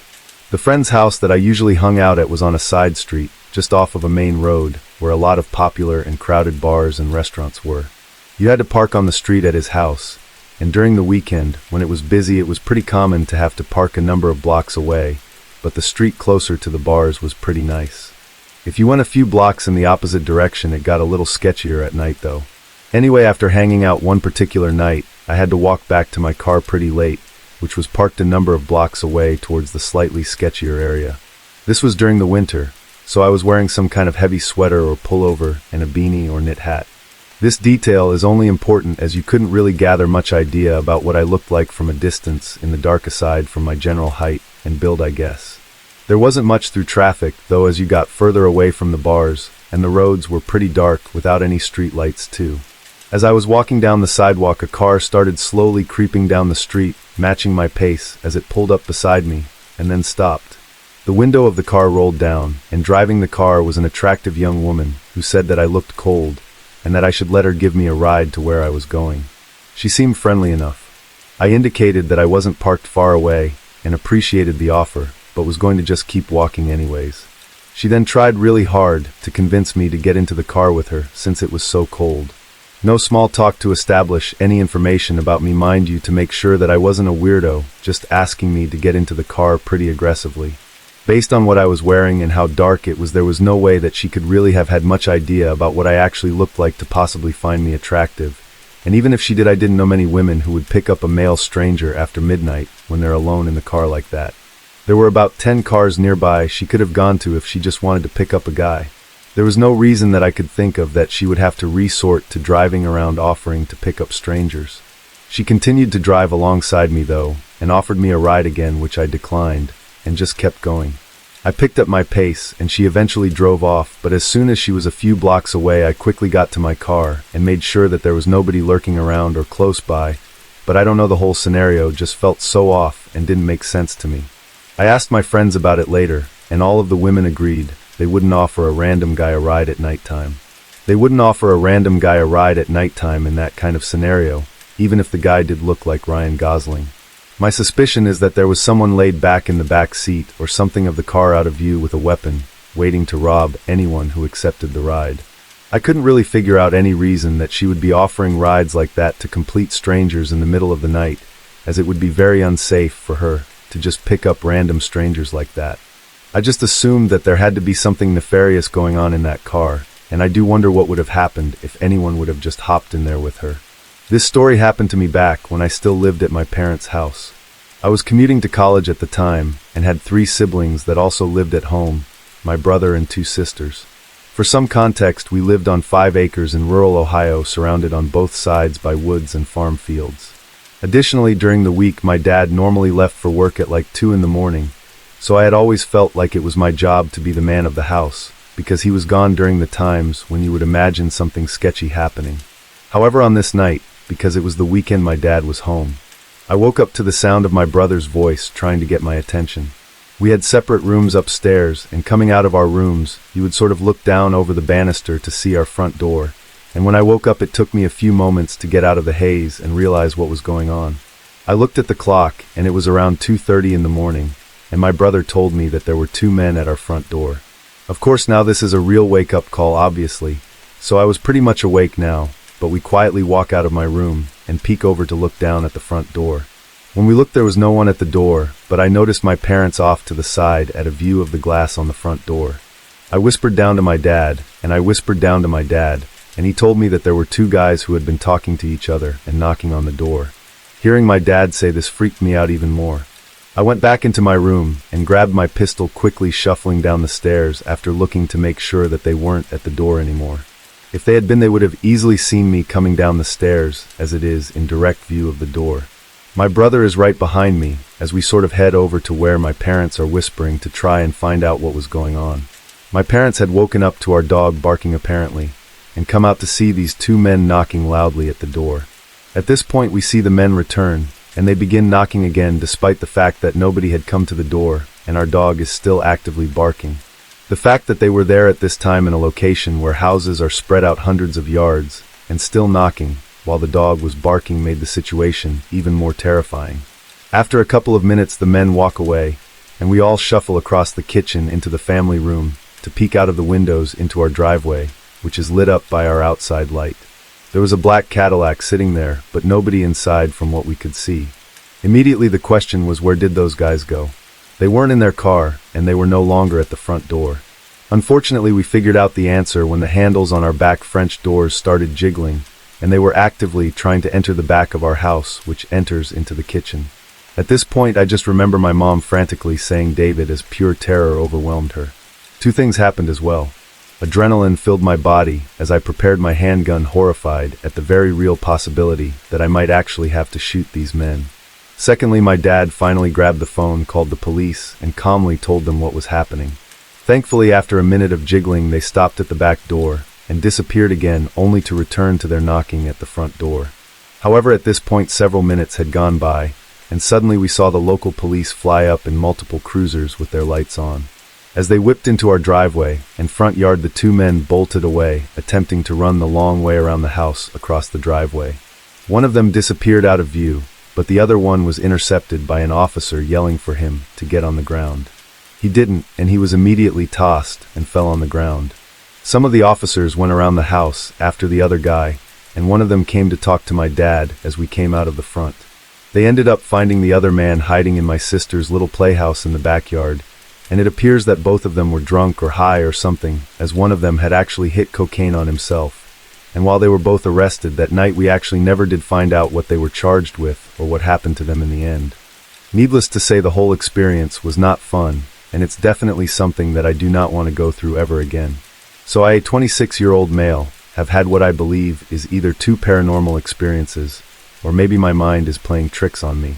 When I was in year 10, around 15 years of age, around 2011-ish, I was staying up late on a Saturday night. I was chilling in the lounge watching Comedy Central on TV under a blanket. It was winter in New Zealand. Around midnight, as I was watching TV, I saw what resembled a young boy with a bowl-styled haircut, and what I can assume is eyeless sockets just pop out by the front door, which was maybe 10 feet from where I was sitting. I won't deny that my heart was wearing its brown pants that night. I slowly got up, wrapped my duvet around like it was going to protect me, then this little person disappeared in front of my eyes. I proceeded to basically put the light switch through the wall as I turned the lounge light on for protection. I slowly peeked around the corner to see if he was still there, but no, he was gone. I'm not sure why I slowly searched the house looking for him as my family slept, but in the end I found nothing. The next day, as I was in the lounge with my family, I saw in the corner of my eye at the end of the hallway that same little boy go from what was our wash house walk into what was our cupboards. Yes, like a full-body apparition. I told my mother, who was sitting next to me, about it, but she told me that she saw him a few days prior and had invited him into the lounge at one point apparently, and well, we moved shortly a few months after that. The second experience, though, was around COVID. My family and I had to move from a house that we lived in for nearly 10 years because the landlords were selling it. Again, I was watching TV late at night, and I decided to go to bed at around 1 in the morning, so I walked to where my room was at the end of the house in total darkness. I knew the layout of the house like the back of my hand, and as I turned to go into my room, I bumped into something. I suddenly looked in front of me, and it was what I can only describe as a shadow of a person that was kind of darkness that was blacker than the blackness of the night. The odd thing, though, about this shadow was that it was taller than I am. For context, I'm 6 feet 2 inches, and I weighed about 90 kilos, and this shadow was huge. It wasn't like I was mistaking it for something either. I for some reason just apologized for bumping into it, and I said sorry, mate, not thinking that maybe this shadow person could have been a person who entered the house unlawfully or something. But after said realization, my heart put on its brown pants again. I wasn't as brave to go looking for said shadow person on this encounter, and I proceeded to hide in my bed under the covers like the big coward that I am. So for this, I'm going to refer to my friends as bride, maid of honor, and niece, because this was a bachelorette trip. It will be a year in March when my friends and I went to Chattanooga, Tennessee to celebrate my childhood best friend's marriage. It was a beautiful house on the Tennessee River, very private and peaceful atmosphere. It was on a nature trail, so it felt very isolated, though it was close enough to the city for us to go out and have some fun too. We all had a great time in the city, then came back and started a fire in the fire pit. We hung out until we got tired, and eventually we went to bed.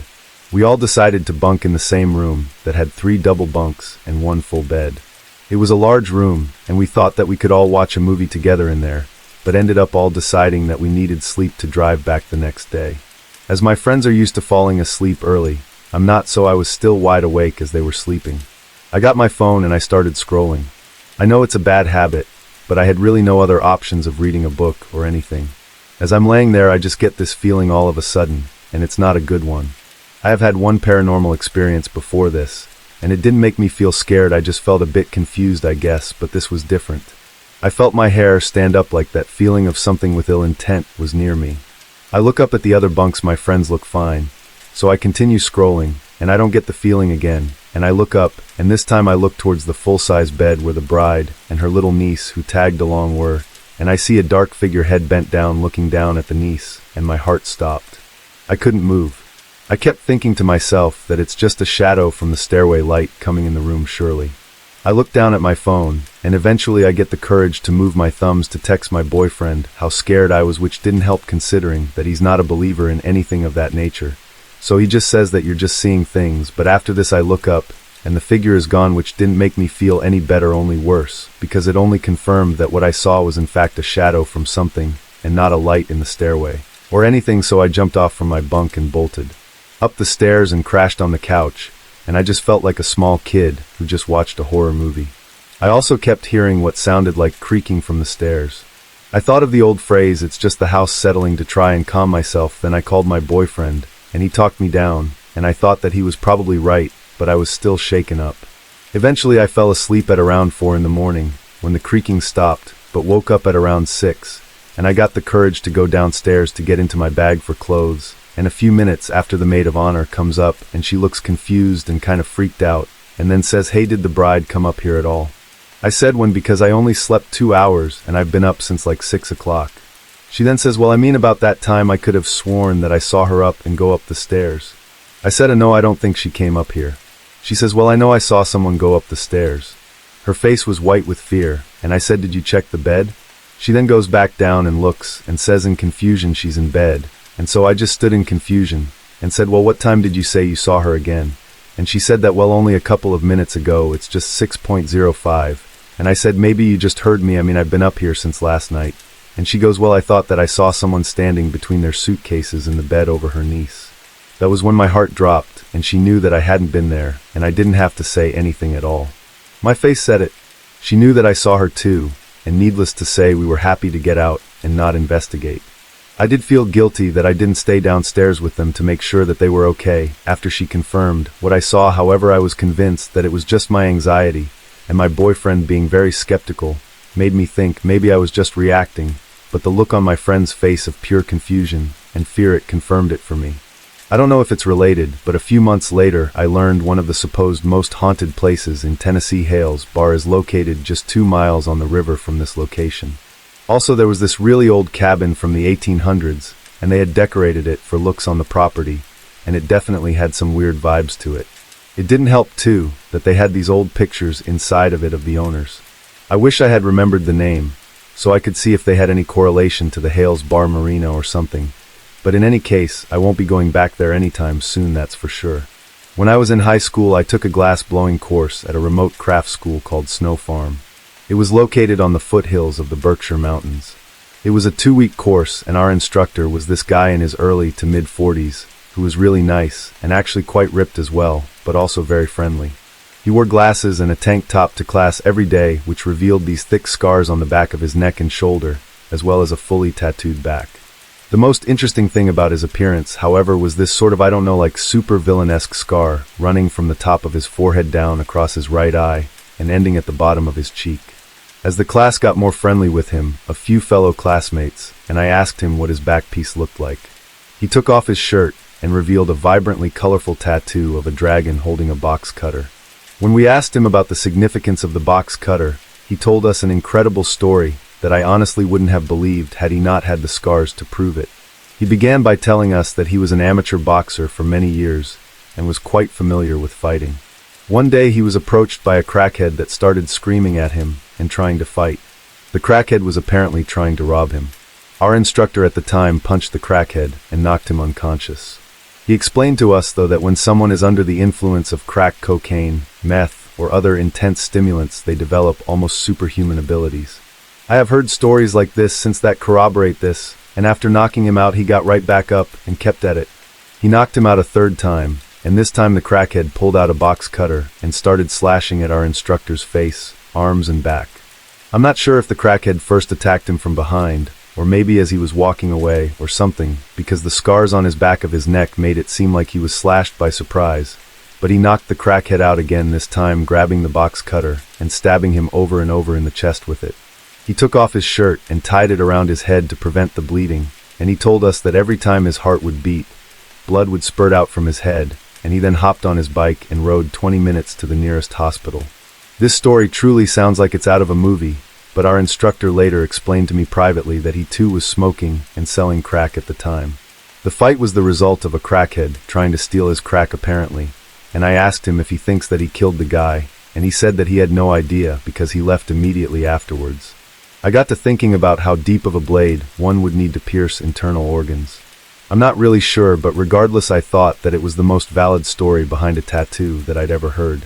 He's been clean for years, and he even has a wife and kids now apparently, and him and his wife are quite successful in the glass-blowing or metalworking industry. So to protect my client, I'll be calling her Mrs. Spooky because I'm too lazy to come up with a better name, but a 21-year-old female started this job being an at-home healthcare worker back in September. The job at first was your pretty average job. All I basically had to do was to make sure my client was well taken care for and make sure that she had someone to talk to. Everything was very normal up until I started picking up more shifts at night. I'm a college student. One morning I was getting my client's medication ready when her grandson, who lives with her, is about to walk out to go to work. Because he kept knocking over this can of Febreze, he then put the can of Febreze in between the couch cushions so it couldn't move. 10 minutes after he leaves, the can of Febreze jumps out of the couch cushions, does a flip, and lands straight upwards. I freak out for a second, but then I play it off and tell myself that there's a reasonable explanation, but it keeps continuing. frames falling off of walls, people talking in the kitchen and hallway when nobody is home but me and my client, things being thrown at me even, the figure of a face smeared against the kitchen window, and even shadow people at times. But last night was definitely the worst of it. You see, I got there early yesterday because my client had a food package waiting to be put in the fridge. My client greets me with a smile, and I make her some mac and cheese after I put the food up. My client dropped her fork and asked me to wash it, so I did. While cleaning off the fork, I hear it can fall behind me, so I go to pick it up, and the scrub brush from the sink goes flying at me. Obviously, I'm spooked by that, but it's not the first time that this has happened, so I go back to hanging out with Mrs. Spooky. Things are pretty back to normal until I hear more things start to fall in the kitchen. I think to myself maybe a cat snuck in again, so I go and turn on the kitchen light, but the light bulb bursts, and the house goes from a good 94 my client gets cold easy to a cool 60-ish degrees. At this point I'm hoping that there was just a weird power surge that has just turned everything off, but I rush back to my client. Everything is fine, no power outages, and it's still pretty hot in the living room, but then a shadow moves in the kitchen, and this time my client jumps back. Luckily her grandson pulled up right after this, and even he was pretty spooked when I told him what had just happened, but that was one of the first times that I've ever seen her react like that, and that to me gave me confirmation that I'm not going crazy, and that there's something in here. Maybe it's a ghost or a demon, or maybe someone has been in the house without anyone knowing it. All I know is that I'm absolutely terrified of going back to work there, and I really don't know what to do. When I was a kid, my mom and I lived with my grandparents in their 3-story house. It had a basement, a ground floor, and a second floor, and to give some context, there was a living room directly in front of the stairs leading upstairs, so that you could see my mom's room on the left, which is important for later, and my grandparents' room on the right. My room was further down the 2nd-story hall, but I spent a lot of time alone and with my uncle in the basement. For more context too, the basement was a huge rectangle with one room directly to the left of the stairs, my uncle's room, and one room in the far back left corner, storage room, also important for later, and so with the context out of the way, here's the actual story. So this all happened when I was 8 or 9. I can't remember exactly, but it was around when Halo 3 came out. The first time it happened, it was honestly the worst. I was homesick from school. In reality, I just wanted to play Halo, but everyone in the house worked, so I was alone, and my uncle was at school. The only Xbox in the house was in the basement, so naturally, when everybody left I got up, and went to go and play Halo. I'm down there for a few hours playing games happily, and all of a sudden the storage room that I mentioned earlier creaks open ever so slightly. Not completely, but just enough to see a slit of darkness, and plain as day I hear my mom call me from what sounded like the furthest corner of the storage room, saying that she needed help putting something away. My mom wasn't home at the time, and I knew this, but I didn't turn anything off, and I just bolted upstairs and laid on the couch until my uncle got home from school. He asked why I left the Xbox on, and he thought that I was sick and laughed at me, and I just laughed back and said my bad won't happen again. The only other time this happened was actually during a family dinner that we had cousins and pretty much our entire family over for a holiday. My cousins and I were playing with Nerf guns in the living room, and they got hungry at one point and went to get some more food. So I sat by myself in the living room reloading my magazines with darts when something caught my eye upstairs. Same year as the last encounter, mind you. I'm still 8 or 9 in this scenario. It was my mom's room door, and it had opened, and because it was like 8 p.m. it was dark upstairs, and because no one was up there, so there were no lights on, but my mom had walked out from the darkness and kind of waved me over to her with a weird smile on her face. I yelled to her why, and she just kept waving me over, not saying a word, but I clearly saw my mom, so I didn't question her again and started walking over, but as I got to the start of the stairs I looked to my right, and I saw my mom talking with my aunt at the dinner table. So I walked over there and asked her what she wanted, and if she'd been upstairs, and she said no. I immediately went back to the living room, looked up the stairs, and her door was closed again. Nothing like that ever happened again after that, but it still gives me the chills when I think about it. When I was a kid, my little sister and I were visiting my dad, my older brother and sister that lived with him, his new wife and her kids, 2 girls and a boy, in a small country town in southern Western Australia called Manjimup. There was only 3 bedrooms in the house, 2 at the front of the house and 1 at the back. My dad and his wife were in one of the front rooms, and my brother and stepbrother were in the other, which left the last room at the very back of the house away from the others for us 5 girls. This first night that we were there, it was a very hot summer's night, and the house didn't have any air conditioning, so being too hot to sleep, we were just sitting in our beds, just talking, and catching up since it had been a few months since we had seen each other. We had opened the bedroom window to catch the small breeze that was blowing in the hopes of cooling the room down a little bit, so that we could eventually sleep somewhat comfortably. We're all chatting away and giggling around 1 in the morning, and the rest of the household seemed to be sound asleep, when suddenly my big sister Sandy told us to all be quiet and listen. When we did, we all heard what I can only describe as a very loud rubber band being snapped over and over again. It sounded like it was on like a loudspeaker as well, and what was even weirder was all the other night sounds that had stopped, and the breeze was gone too. It was so still apart from this rubber band noise. We started whispering to each other about what it could be, but really couldn't explain it. Sandy decided that we should go outside and see if we could see what it was since it sounded so close. Stupid kids, I know, but we all agreed, and we headed out into the backyard. Once there, the sound seemed to get louder for just a minute, then it started to fade away, or even kind of move towards the front of the house. The backyard joined to the driveway without any fence or gate, so without saying anything to each other, we all kind of just started following the sound down the driveway. I honestly don't know why. I think we were all just very curious. Once we were out the front of the house, the sound suddenly stopped, and it was suddenly eerily still for just a second, and then a baby started crying somewhere out past the front yard on the other side of the road, which was bushland. At least when we talked about it later, this is where we agreed that it sounded like it was coming from. Again, we followed, but when we got into the middle of the road, it started sounding like it was coming from sort of all around us. My little sisters wanted to go back inside at this point, but Sandy was worried that one of our neighbor's toddlers had got out onto the road somehow. I don't know why this made sense to us, but we started walking up and down the road a few hundred meters each way, looking for any baby or toddler in the drainage ditches on the other side of the road or the edge of the bush, but we just never seemed to get any closer or further away from the crying. After a few minutes, the crying just stopped, and again there was silence. We all stopped in our tracks and just looked at each other.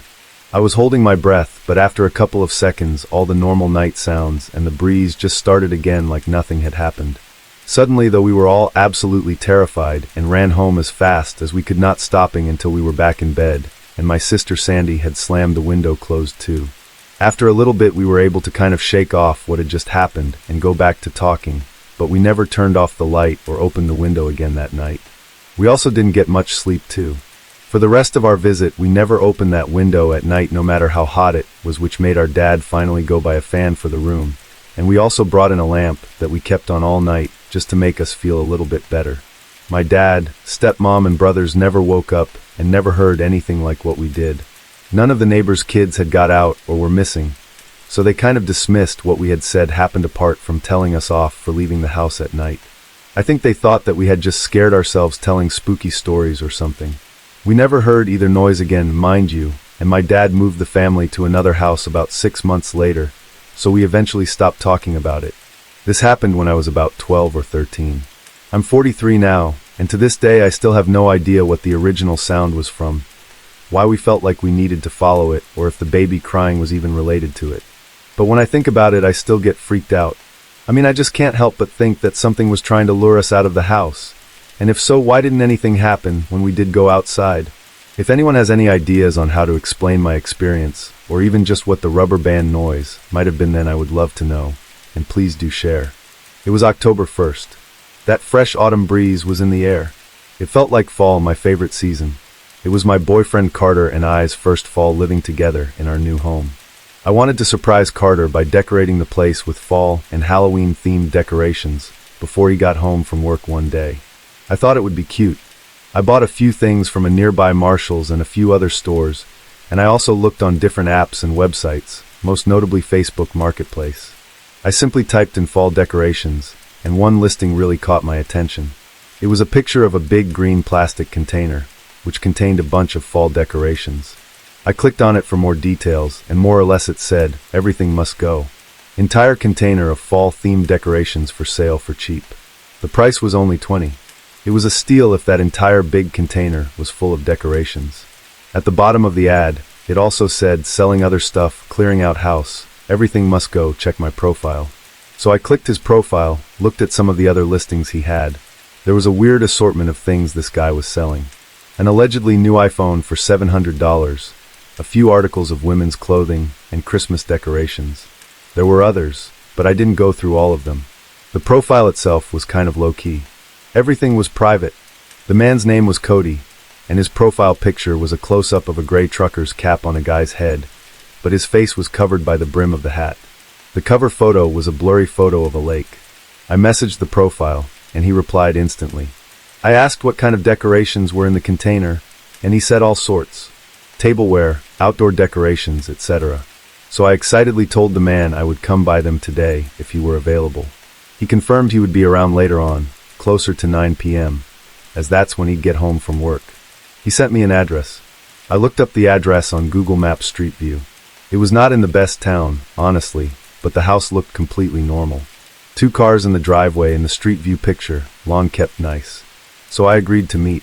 I had my friend Sally come with me just to be safe. I went to pick up Sally across town, and we were off to this Cody person's house. It was a half-hour drive. Sally and I had some time to catch up on the drive there. When we got off the highway, entering the town that the house was in, Sally started half joking around about how sketchy the area was. I say half joking around because I know she was saying that partially to be funny and make light of the situation, but also because everyone just kind of knows this really isn't the best town.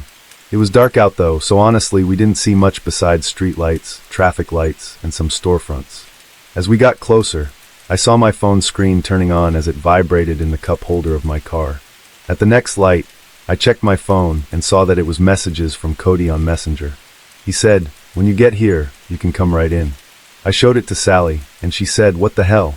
We both could agree that that was a bit uncomfortable, and that we'd ring the doorbell anyway.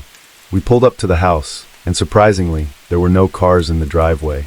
There were dim lights on in the house, though that could barely be seen through the closed blinds of the windows. I messaged Cody back, saying, "We're here. Can you come to the front?"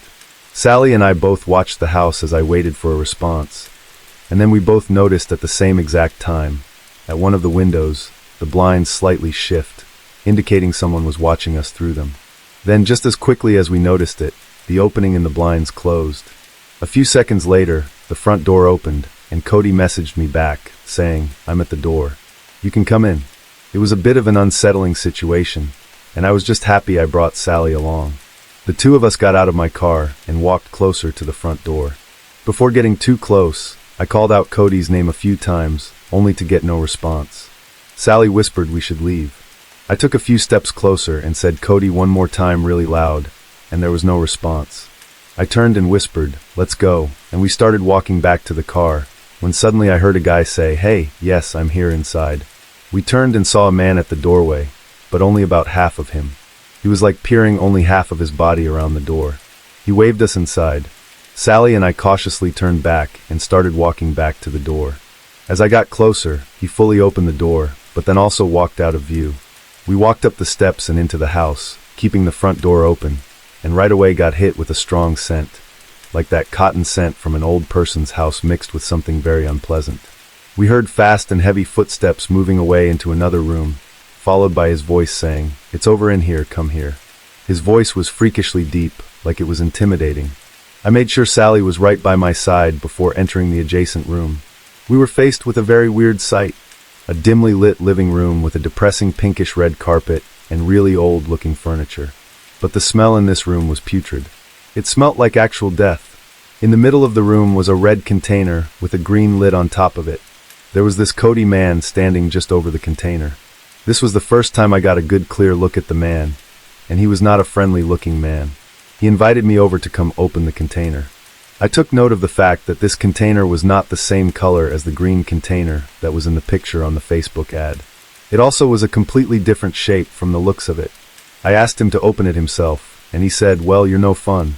That comment already had Sally and I inching backwards in the direction of the front door. But when he lifted the lid off the container, and we were suddenly blasted with another putrid smell, we turned for the door and left in a hurry without looking back until we got to the car. Sally kept telling me to hurry up. By the time my car was on, all I know is the front door to the house was already closed. I don't know if he was watching us through the window again. We were gone very quickly. We never actually saw what was in that container. It was definitely not decorations, though. After telling Carter about all this, he asked for the address of the place, and I told him not to go there. He assured me he wouldn't. He just wanted to look up the house, so I gave it to him. The next day, he returned home later than usual from work, and he told me he stopped by the house, and an older woman answered the door, insisting that she lived there alone. He knew I wasn't lying, though, because I showed him all the Facebook messages with the guy, which included the address. Upon looking up the records of that address, it does list the owner as a woman in her late 60s. This was an incredibly disturbing and unexplainable experience. From now on, when buying stuff online, I avoid going to people's houses. It was 2019 when this happened. I remember specifically because it was the year I was living on my own in Asheville, North Carolina. I moved here for a temporary job, and it was an excuse for me to live on my own for the first time. I was 22 years old and just out of college. I had an apartment in downtown. I could walk to most things I needed, but I also had my car for when I wanted to branch out or venture out of town. The thing I loved about Asheville and North Carolina in general was the sheer amount of hiking trails. I'd been to many around town, but one I hadn't been to was DuPont State Forest. One day, I decided to go. The drive was just under an hour from Asheville. It was a random Wednesday in October. The leaves were starting to change, and it was the perfect time for a hike. I didn't have work that day, and it being a work day for everyone else, it meant I'd probably have the trails all to myself. I got to the parking area for the park, and I found where one of the trails began. I walked for a while, and the trail was serene. I was the only one out there that day. It was a cloudy day, and we'd been getting a lot of rain that week, which was more of a reason I wanted to go, because the trail would lead to some nice waterfalls called Triple Falls and High Falls, and the waterfalls would be more impressive after a few days of rainfall. I only had to hike about 0.4 miles before getting to the Triple Falls, which was a really cool sight. A little piece of trivia, a scene in the Hunger Games was filmed at this waterfall. I took a few videos and pictures as I sat on a rock for a bit. I noticed a woman in the woods on the trail. She was looking at me. I waved at her, trying to be polite, and she just turned around and slowly walked deeper into the woods until she was out of sight. Not really something I gave a second thought to. Anyway, I wasn't tired yet. I had literally just started hiking, so I didn't sit for too long. I got up and headed back to the trail. I didn't want to try climbing the rocks of the waterfall because they were incredibly slippery. I continued to ascend up the trail and eventually came to the higher point of the falls called High Falls. I took a few more videos and pictures here and sat on another dry rock for a bit. I swear I felt a sense of déjà vu when I saw that woman again in the woods by the trail. Once again, she was staring me down. I didn't wave this time. I instead looked down at my phone, pretending not to notice or care. I couldn't help but glance up after like 10 seconds, and now she was gone. If I had to guess, the woman was like 55. She had short grayish blonde hair from the looks of it, but again she was pretty far away, so this was all just what I saw of her from a distance. I didn't see which way she went, but whatever way it was, I wanted to go the opposite. I kept walking the direction I'd been walking, and eventually came to another landmark of the trail, the covered bridge. I once again stopped here to take a scenic video and a few photos. I drank a bit of my water, and then looked at the end of the bridge from the side I had just walked from. I saw that woman. I swear I didn't see her there before I started taking videos and pictures. I also didn't hear anyone walking behind me. She was once again staring right at me, as if I were doing something wrong. I was getting annoyed. I started walking over to her and said, "Excuse me," but she just turned around and started walking away. Actually, the speed at which she was walking away for someone at her age was unsettling. I almost felt concern at the possibility that she may have been somebody with special needs that needed help, but I didn't convince myself to go chasing after her. I just leaned on the edge of the bridge for a few minutes before deciding to turn back. I had already been hiking for about 45 minutes, and it would take another 45 to get back down to the car. Walking back down the trail, I came in the direction that woman had gone. I passed a younger woman walking her dog, so I decided to stop her and ask if she'd seen an older woman pass by. She said no and just trying to make conversation about it, talk to somebody about it. I told her how I kept seeing that woman popping out of nowhere and looking at me and just walking off. She laughed and said that's really strange. I didn't want to take up too much of her time, so after we both shared a laugh about it, I continued on my way. The entire way down the trail, I grew a bit paranoid that I'd see that woman lurking around in the background somewhere again. But all was quiet on the way down. I passed one other person who gave me a friendly smile and a nod. Other than that, I made it back to my car undisturbed. Later that day, I went on a date with a girl I was seeing there. We went to our favorite local bar to get some pumpkin spice beers and watch baseball. I told her about the woman on the trail, and she found it amusing because honestly it did sound funny. After that, I went home. Fast forward to that night when I was in bed. I hardly ever wake up in the middle of the night. I'm a pretty heavy sleeper normally, so me waking up in the middle of the night in the dark was unusual. I was still coming to when I heard something at the foot of my bed.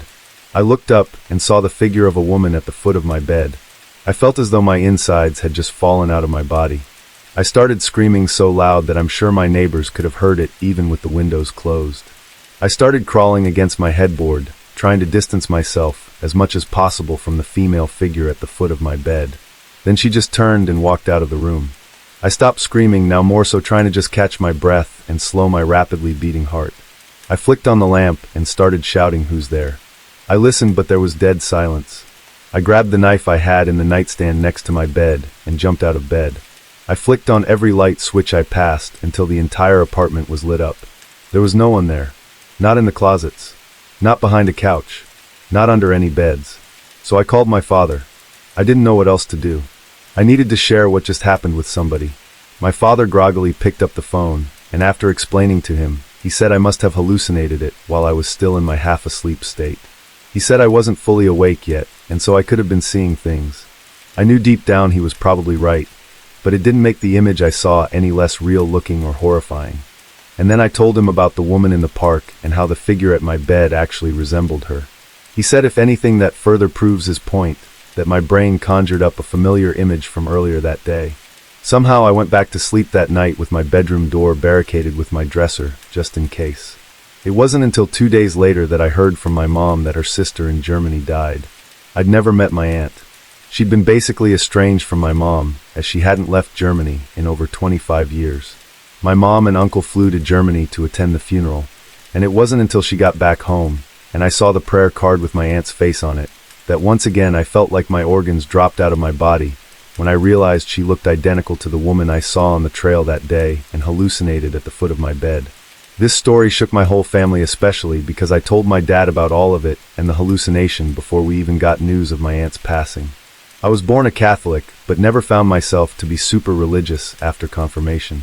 But goddamn, does this really send shivers down my spine and make me question what exactly I believe in.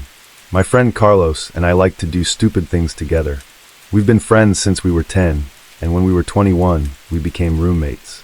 We lived in Brunswick, Georgia, where we grew up. A little coastal town that had its pros and cons, but overall was an okay place to grow up. But it got boring as we entered our 20s. Anyway, that's neither here nor there. While we did live there, we knew about a creepy-looking house that differed from the rest of the houses in town, and that it looked like it was built in a different century. It had long been abandoned, and we and our friends would make up stories about its history. It was mid-October, and everyone was in Halloween mode. People were doing Halloween-themed activities like haunted houses and corn mazes and such. We thought it would be fun one Friday night to go break into that house and explore. So after we were both home from our jobs, we both grabbed baseball bats to bring with us, stopped for some fast food and beers on the way, and drove to the house. We parked all the way down the road, just not to be suspicious. The houses around there were not that close together. So each property was pretty big, which meant we were less likely to get caught snooping around. We both grabbed a couple beers each and threw them in our backpacks. Not sure why we thought we were going to drink in there, but along with that we stuffed our baseball bats into the sides, just so no one would see us walking around with baseball bats in our hands late at night looking like trouble. We quietly walked down the street, just whispering to each other. It took less than 5 minutes to get to the house. It was so dark on this part of the street because this house along with the house across the street had no lights on. There weren't any street lights on the street. Whatever light there may have been would have had to come from one of the few houses with their lights on. From here on we used our flashlights we brought. The front lawn had a bunch of dirt patches, and the patches of grass were overgrown. Lots of weeds everywhere it seemed. We walked around to the backyard to look for an entry point, because doing that out front seemed stupid for obvious reasons. Shockingly, the back door was already unlocked. The place wasn't boarded up or anything. The back windows weren't even smashed. We knew that the place was abandoned though. Everybody did. We walked right in. Navigating inside of there would have been impossible had it not been for our flashlights. The house was bigger than some of the neighboring houses, yet the inside felt very cramped. Like there were a lot of rooms, but they were smaller, almost giving the house a maze-like feeling. Carlos stepped into another room away from me, and at that moment I was alone.